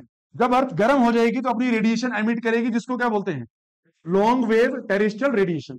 और मैंने कहा इन बाहर जाती रेडिएशन को कोई भी ट्रैप कर सकता है, और उस ट्रैपिंग मैकेनिज्म को हम क्या बोलते हैं, ग्रीन हाउस इफेक्ट। जैसे मेनली ये काम कौन करता है, गैसेस, कुछ हद तक वाटर वेपर वो भी ये काम करते हैं, कुछ हद तक डस्ट पार्टिकल भी काम करते हैं, पर साथ में ये वाले क्लाउड, मतलब कौन से क्लाउड, सीरस क्लाउड, ये incoming short wave solar radiation को तो आने देते हैं, और किसको ब्लॉक कर देंगे, outgoing long wave terrestrial radiation, उनको ब्लॉक कर देंगे। तो अगर ये इनको ब्लॉक कर देंगे तो अर्थ के नीचे नीचे ही वो हीट रहेगी, तो हमारे यहाँ पे तापमान बढ़ेगा कि कम होगा, तापमान बढ़ेगा, मतलब एडवर्स क्लाइमेट चेंज। तो फिर एक टेक्निक हो सकती है कि कुछ ऐसा कर दिया जाए, ऐसा कई तरह की हाइपोथेसिस दी गई है कि अगर आइस न्यूक्लियाई वगैरह, आइस वगैरह के साथ इनको ट्रीट किया जाए, वहां आइस ड्रॉपलेट्स का छिड़काव किया जाए, उसके माध्यम से इन क्लाउड्स को क्या कर सकते हैं, इनकी थिनिंग कर सकते हैं, उसकी वजह से ये बहुत बारीक हो जाएंगे, एक जगह पे कॉन्सेंट्रेट हो जाएंगे। अगर एक आइस पार्टिकल है उसके आसपास ये कॉन्सेंट्रेट होंगे, तो ब्रॉड से ये एकदम क्या हो जाएंगे, नैरो हो जाएंगे। और अगर ये नैरो हो गई, इसकी थिनिंग अगर कर दी, तो थिनिंग जब हो जाएगी तब वो किसको नहीं रोक पाएगी, outgoing long wave terrestrial radiation. तो ये भी तरीका हो सकता है क्लाइमेट चेंज को रोकने का, यानी कि किसका, किसको कम करना, सीरस क्लाउड थिनिंग इसको हम बोलेंगे। तो सोलर रेडिएशन मैनेजमेंट का ही ये पार्ट है।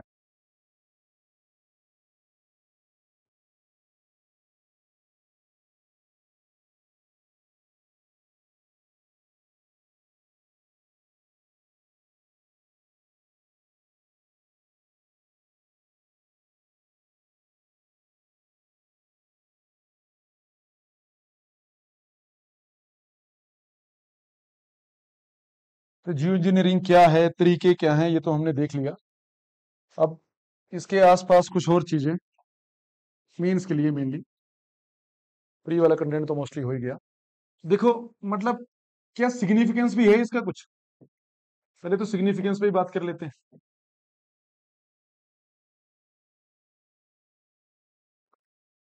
सोचिए कुछ सिग्निफिकेंस है?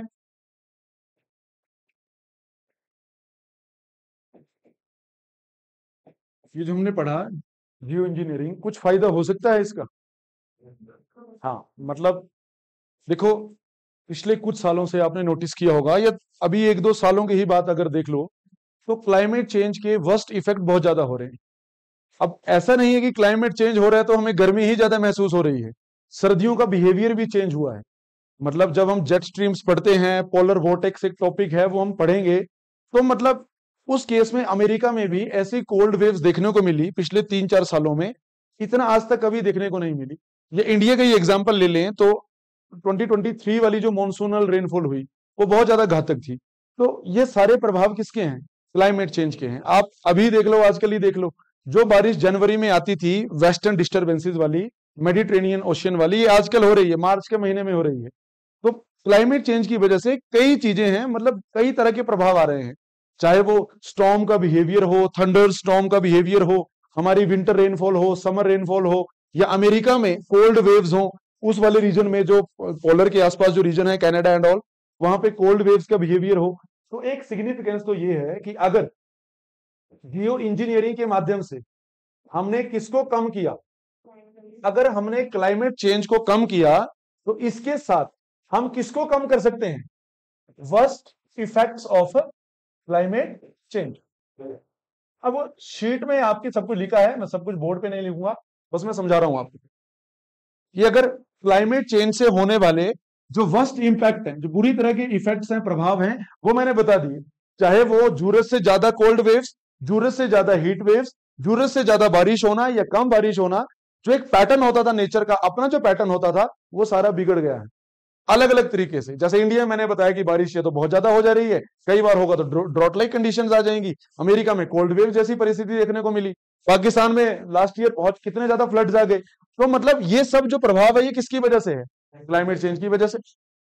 तो अगर वो वर्स्ट इफेक्ट्स हमने मिटिगेट करने हैं, उनको कम करना है, तो डेफिनेटली उसकी कुंजी, उसकी की क्या है? किसको रोकना पड़ेगा? क्लाइमेट चेंज को रोकना पड़ेगा। और क्लाइमेट चेंज के लिए, उसको रोकने के लिए बहुत एक पोटेंट वेपन जो हमारे पास है, वो क्या हो सकता है? जियो इंजीनियरिंग। मैं सपोर्ट नहीं कर रहा हूं इसको, पर इन केस अगर आपको पॉजिटिव पॉइंट बताने पड़े, क्रिटिकली एनालाइज करना पड़े, आपको दोनों व्यू पॉइंट रखने पड़े, तो एटलीस्ट एक ये पॉजिटिव पॉइंट बनेगा कि कुछ सालों में जो ये वर्स्ट इंपैक्ट हमें देखने को मिल रहे हैं, इनको कम किया जा सकता है अगर हम किसको कम कर लें? क्लाइमेट चेंज को अगर कम कर लें। क्लियर हो गया? और क्लाइमेट चेंज को कम करने में अहम किरदार कौन निभा सकता है? जियो इंजीनियरिंग। ठीक है, वो दोनों तरीके से हमने देखा, जियो इंजीनियरिंग। देन इसके अलावा दूसरा हम कह सकते हैं कि इट इज अफोर्डेबल। मतलब इसमें जो टेक्निक्स है ना, वो अफोर्डेबल है। कुछ ऐसा नहीं है कि बहुत ज्यादा महंगा काम है। मतलब डेजर्ट एरिया में रिफ्लेक्टिव शीट्स लगाना या मिरर लगाना, कुछ वाले महंगे हैं कि ऑर्बिट में जाके वो रिफ्लेक्टिव मिरर्स प्लेस करना, वो वाला महंगा है। अदरवाइज एरोसॉल इंजेक्शन वो तो आसान है। मतलब हर कंट्री, कोई भी गरीब देश भी है, उसके पास भी अपने अपने जहाज तो है ही है, तो उनके माध्यम से एरोसॉल को रिलीज करवाना है स्ट्रेटोस्फेयर में जाके। और सारे प्लेन जो है वो आपको पता है किस लेयर में उड़ते हैं? स्ट्रेटोस्फेयर में ही जाते हैं, क्योंकि ट्रोपो में तो वेदर फेनोमेनन होते हैं। तो मतलब वो कुछ बहुत महंगे काम नहीं है, सिंपल सॉल्ट है, पार्टिकुलेट मैटर है, वो जाके वहां पे रिलीज कर देना है। तो सिंपली इसकी मोस्टली जो टेक्निक्स हैं, कुछ इक्की दुक्की को छोड़ के, वो टेक्निक्स कैसी हैं? वो अफोर्डेबल। अफोर्डेबल का मतलब यह है कि हर देश इसमें अपना किरदार निभा सकता है, वो चाहे रिच कंट्री हो चाहे वो पुअर कंट्री हो। ये दोनों पॉइंट हो गए। और तीसरा, एक टाइम जो है वो हमें मिल जाएगा। टाइम किसके लिए?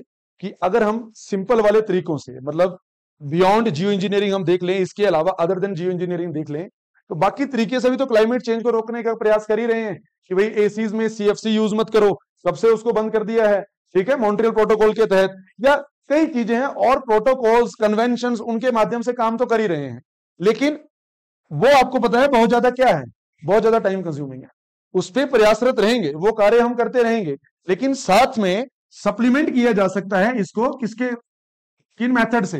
जियो इंजीनियरिंग से, ताकि हमें थोड़ा और समय मिल जाएगा, मतलब जो इसके साथ साथ जो है जो टाइम मिलेगा, तो टाइम में मेनली बोल रहा हूं, मतलब किसके लिए टाइम मिलेगा, फॉसिल फ्यूल यूज करने के लिए। देखो मेन जो क्लाइमेट चेंज है ना, उसके पीछे सबसे बड़ी फसाद क्या है, फॉसिल फ्यूल है। गाड़ियों में जब तक डीजल पेट्रोल यूज होंगे, इंडस्ट्रीज में जब तक कोल यूज होगा, इंडिया में भी देखें तो 60% जो एनर्जी है वो कहां से आती है, थर्मल पावर प्लांट से आती है, कोल से आती है। तो फिर मतलब फॉसिल फ्यूल एकदम से तो बंद नहीं कर सकते हैं ना, क्योंकि हमारे पास अल्टरनेटिव नहीं है।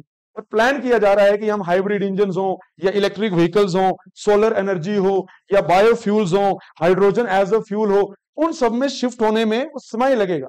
लेकिन वो समय हमें मिल जाएगा। अगर हमारा प्लान है कि हमने 20 सालों में फॉसिल फ्यूल बंद करने हैं, तो हम चाहें तो 50 सालों तक ये टाइम ले सकते हैं। क्यों?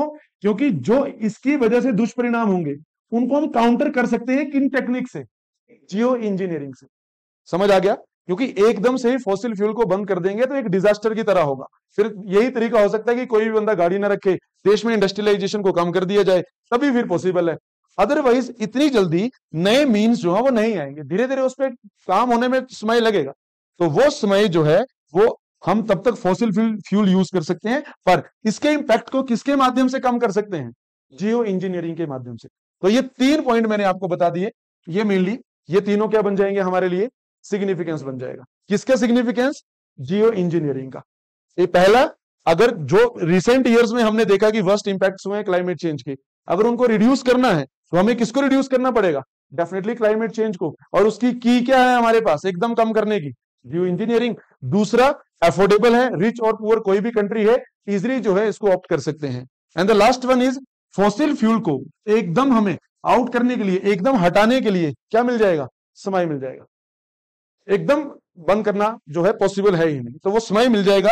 जो हमारी कमिटमेंट्स है कि हमने नेट कार्बन एमिशन तक पहुंचना है 2070 तक, इस तरह की कई चीजें हैं, हम उसको हमें समय मिल जाएगा। क्यों? क्योंकि जो इन द मेन टाइम जो इंपैक्ट्स होंगे हम किससे मिटिगेट कर सकते हैं, जियो इंजीनियरिंग से उसको काउंटर कर सकते हैं। तो ये तो हो गए सिग्निफिकेंस। अब आते हैं इश्यूज, कंसर्न्स। बताइए क्या कंसर्न्स हो सकते हैं, चिंताएं क्या हो सकती हैं, कंसर्न्स क्या हो सकते हैं, ड्रॉबैक्स क्या हो सकते हैं। देखो, मतलब अगर दवाई होना हमारे पास किसी चीज की, इसका मतलब थोड़ी ना कि हम जानबूझ के बीमार पड़ते रहें। एक कॉमन सी बात है ना कि भाई पीसीएम तो है ही हमारे पास, डोलो या पीसीएम तो है ही है, तो बंदा जानबूझ के कुछ ऐसा कर ले कि भाई मैं तो बीमार हो जाऊंगा, और बीमार होते ही मेरे पास पीसीएम तो है ही है।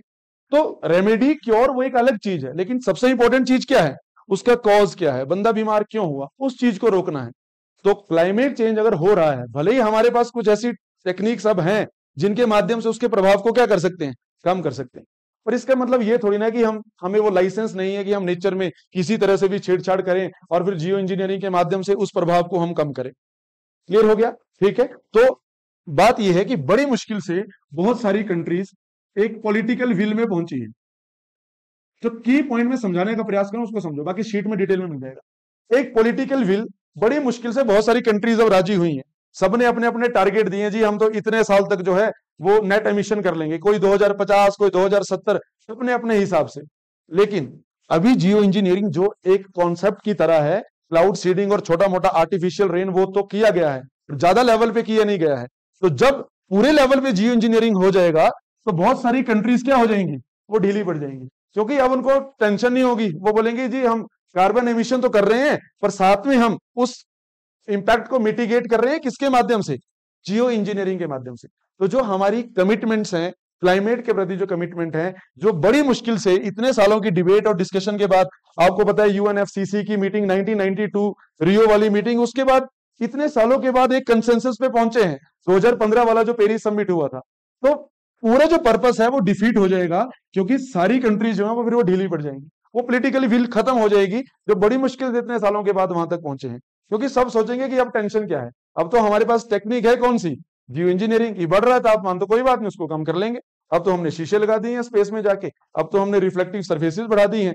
तो फिर जो पॉलिटिकल विल बड़ी मुश्किल से आई है, वो सारा पर्पस क्या हो जाएगा, डिफीट हो जाएगा। क्लियर हो गया ये वाला पॉइंट? और कोई कंसर्न सोचो। देखो, बियॉन्ड बॉर्डर्स, मैं पूरा ग्रामेटिकली नहीं लिख रहा हूं, वो शीट में आपको मिल जाएगा, बस समझने का प्रयास करो। नॉर्मली क्या है, अगर नेचर से संबंधित हम कुछ भी ऐसा काम करते हैं, मान लो एक देश कोई जियो इंजीनियरिंग का काम कर रहा है, दूसरा नहीं कर रहा है, पर अभी तो हमें एज अ कॉन्सेप्ट ये चीजें पता है, क्या पता है इनके दुष्परिणाम भविष्य में क्या होंगे।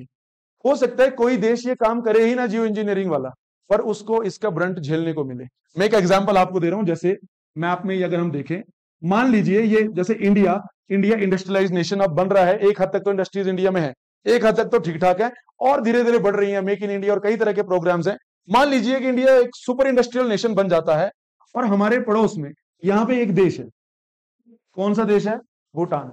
एक पहाड़ी देश है, मतलब हिली रीजन है, और मतलब बहुत ज्यादा वो मतलब इस चीज का प्राउड करते हैं कि उन नेचर को वो बहुत कंजर्व करते हैं, हैप्पी इंडेक्स में अपने आप को अच्छा शो करने का प्रयास करते हैं, हैप्पीनेस इंडेक्स में। तो मान लीजिए कि भूटान में इंडस्ट्रियलाइजेशन नहीं हुआ और ज्यादा इंडस्ट्रियलाइजेशन कहां हो गया? अगले 20 सालों में इंडिया में हो गया। तो इंडिया वालों ने उसको काउंटर करने के लिए कई टेक्निक्स अपनाई, जैसे मैंने एग्जांपल दिया जियो इंजीनियरिंग का, कि हमने अपने ऊपर स्ट्रेटोस्फेयर में जाके स्ट्रेटोस्फेरिक एरोसोल एमिशन है वो जाके कर दिया। लेकिन ये चीजें बॉर्डर तक सीमित नहीं है। हमने जो ट्रोपोस्फेयर में अपने जहाज से जो एरोसोल का छिड़काव किया, एयर तो मूव, विंड तो मूव करती है, हो सकता है वो एरोसोल किसकी टेरिटरी में चला जाए? भूटान की टेरिटरी में चला जाए, और उसकी वजह से जो सारे नेगेटिव इंपैक्ट हो वो किसको झेलने को मिले? वो भूटान को झेलने को मिले। वो भूटान जिसने ना क्लाइमेट चेंज में ज्यादा किरदार निभाया, ना ही उसने जियो इंजीनियरिंग की। ये मैं एक एग्जांपल दे रहा हूं आपको, मतलब एक इंडस्ट्रियलाइज नेशन अगर ऐसा करेगा, उसका ब्रंट दूसरे नेशन को झेलने को मिलेगा, एंड वाइस वर्सा। सपोज कर लेते हैं कि भूटान एक इंडस्ट्रियल नेशन है, और अगर इंडिया नहीं बनता है इसके मुकाबले, और ये कोई जियो इंजीनियरिंग करते हैं, और इसका इंपैक्ट यहाँ अरुणाचल प्रदेश में, या यहाँ सिक्किम में, या यहाँ असम में, कहीं पे भी इंपैक्ट देखने को मिल सकता है। उस केस में भारत की कोई गलती नहीं होगी, गलती तो किसकी होगी? भूटान की, और भारत को इसका परिणाम झेलने को मिलेगा। यही काम कोई चाइना ऐसा काम करता है, उसका परिणाम फिर इंडिया, भूटान, यहाँ बांग्लादेश, ये म्यांमार, बांग्लादेश, किसी को भी उसका परिणाम झेलने को मतलब मिल सकता है। तो इस तरह से ये जो चीजें हैं, ये जो जियो इंजीनियरिंग होगा या इसके जो बाद में बैड इंपैक्ट्स होंगे, तो ये बॉर्डर द्वारा सीमित नहीं है, ये बियॉन्ड बॉर्डर है, क्योंकि ये छेड़छाड़ सीधी किसके साथ हो रही है? नेचर के साथ हो रही है। और कल को इसकी वजह से कुछ डिजास्टर्स अगर प्रभाव पड़ा, मान लो कोई फ्लड लाइक कंडीशन या ड्रॉट, कुछ भी ऐसा हुआ, तो वो बड़े रीजन को इफेक्ट करेगा। वो ऐसा नहीं होगा कि जिस देश ने किया होगा वो सूखा या बाढ़ उसी देश तक सीमित रहेगा। तो बहुत बड़ा कंसर्न क्या है कि इट इज बियॉन्ड बॉर्डर्स। इसके जो आगे जो कॉन्सिक्वेंसेज होंगे, रेपरकशंस होंगे, these are beyond borders. Clear हो गया ये पॉइंट? ठीक है। तीसरा एक बहुत बड़ा मसला है ethical. Major issue is ethical. ठीक है, इंसानी सभ्यता ने साइंटिफिक डेवलपमेंट कर ली है, बहुत ज्यादा मतलब टेक्नोलॉजिकल एडवांसमेंट्स कर ली है, लेकिन क्या ये हमें लाइसेंस देता है नेचर के साथ छेड़छाड़ करने का? अगर टेक्नोलॉजिकल एडवांसमेंट है तो क्या हमारे पास ये राइट है, right to intervene with nature या right to interfere with nature? तो ये एक बहुत बड़ा कंसर्न है, बहुत बड़ा अपने आप में एक एथिकल इशू है। क्लियर हो गया? तो ये भी एक स्टेटमेंट में हम इसको जस्टिफाई कर सकते हैं, इसको मेंशन कर सकते हैं कि जितने हमारे पास राइट्स हैं, फंडामेंटल राइट्स है, ये कर सकते हैं, वो कर सकते हैं। क्या किसी भी कंट्री के पास ये राइट है कि हम नेचर के साथ छेड़छाड़ कर सकते हैं, उसके साथ इंटरफेयर कर सकते हैं? क्लियर हो गया? तो ये मोस्टली पॉइंट जो है वो हमने देख लिए। बाकी एक एरोसोल वाला भी देख लो। देखो जैसे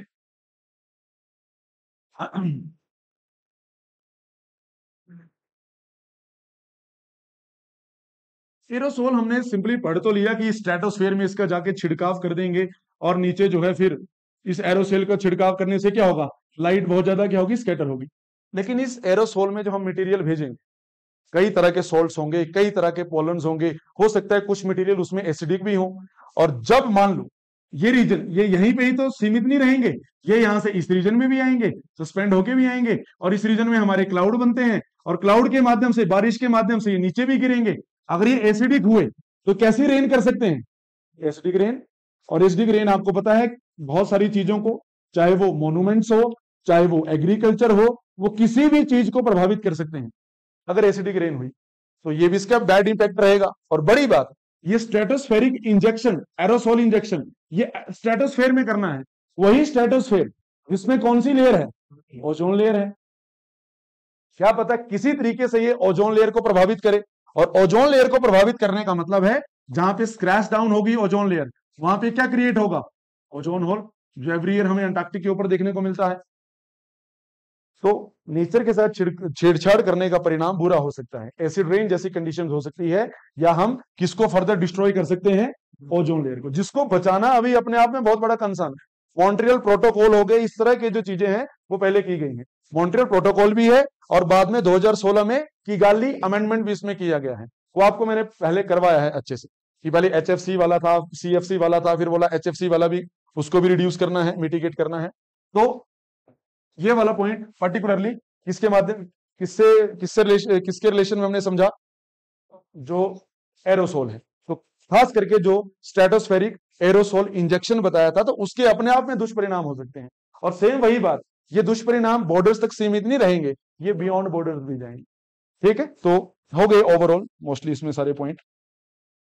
बाकी मतलब एक लास्ट पॉइंट ऐसा बोल सकते हैं कि देखो, नेचर का अपना एक बैलेंस होता है, जिसको सेल्फ रेगुलेशन बोलते हैं। जैसे नॉर्मली जो जहां जहां हमने पढ़ा है, हमने ये ओशियन से चलने वाली ब्रीज, सी ब्रीज दिन वाले समय में, और रात में चलने वाली ये वाली कौन सी, लैंड ब्रीज, या वैली ब्रीज हो गई, माउंटेन ब्रीज हो गई, एडियाबैटिक विंड, ये कैटाबैटिक विंड हो गई, एनाबैटिक विंड हो गई, कई तरह के हमने नेचर के अपने मैकेनिज्म देखे हैं। नेचर अपने आप सेल्फ रेगुलेट करता है। कोस्टल एरियाज में अगर दिन को गर्मी है तो सी ब्रीज चलेगी, रात को बहुत ज्यादा गर्मी है, बहुत ज्यादा ठंड भी ना हो जाए तो हवाएं किस तरफ चली जाती हैं, समुद्र की तरफ चली जाती हैं, लैंड ब्रीज बोलते हैं।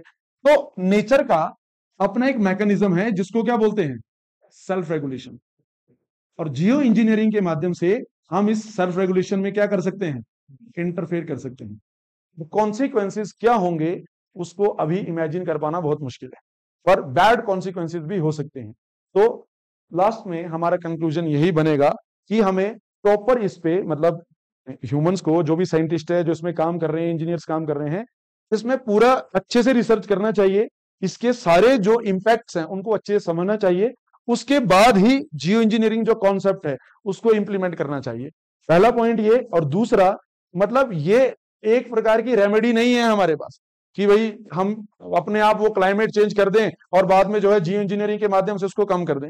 ये हमेशा हमारे पास जो है, it should be used as a last resort, कि अगर मिटिगेशन एफर्ट बाकी नेचुरल तरीके से नहीं हो पा रहे हैं, हम एमिशन को कम नहीं कर पा रहे हैं, और एक रेयरेस्ट ऑफ रेयर हमारे पास कुछ भी नहीं बचता है, लास्ट रिजोर्ट, तब हम लास्ट में किसको यूज कर सकते हैं, जियो इंजीनियरिंग। इसको हमें प्राथमिकता नहीं देनी चाहिए कि सबसे पहले हम जियो इंजीनियरिंग से ट्राई करेंगे। ये तो ऐसा ही हो जाएगी, तब तापमान बढ़ ही रहा है, हर हाल में इसको कम करना है, तब हमें लास्ट में किसको यूज करना चाहिए, जियो इंजीनियरिंग को। जब ऐसा हो कि नहीं अब तो बहुत ही मस्ट है, इंपॉर्टेंट है, एज ए लास्ट रिजोर्ट हमें इसको यूज करना चाहिए। समझ आ गया? ठीक है, तो ये हमने पढ़ा किसके बारे में, जियो इंजीनियरिंग। क्लाइमेट इंजीनियरिंग भी बोल देते हैं, पर ज्यादा जो वैलिड टर्म है वो क्या है, जियो इंजीनियरिंग है। ये ज्योग्राफी में भी as well as environment ecology में भी दोनों जगह काम आएगा।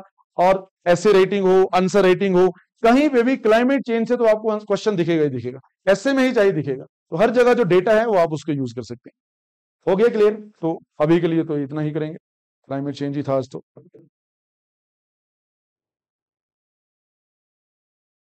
चेंज ही था आज तो।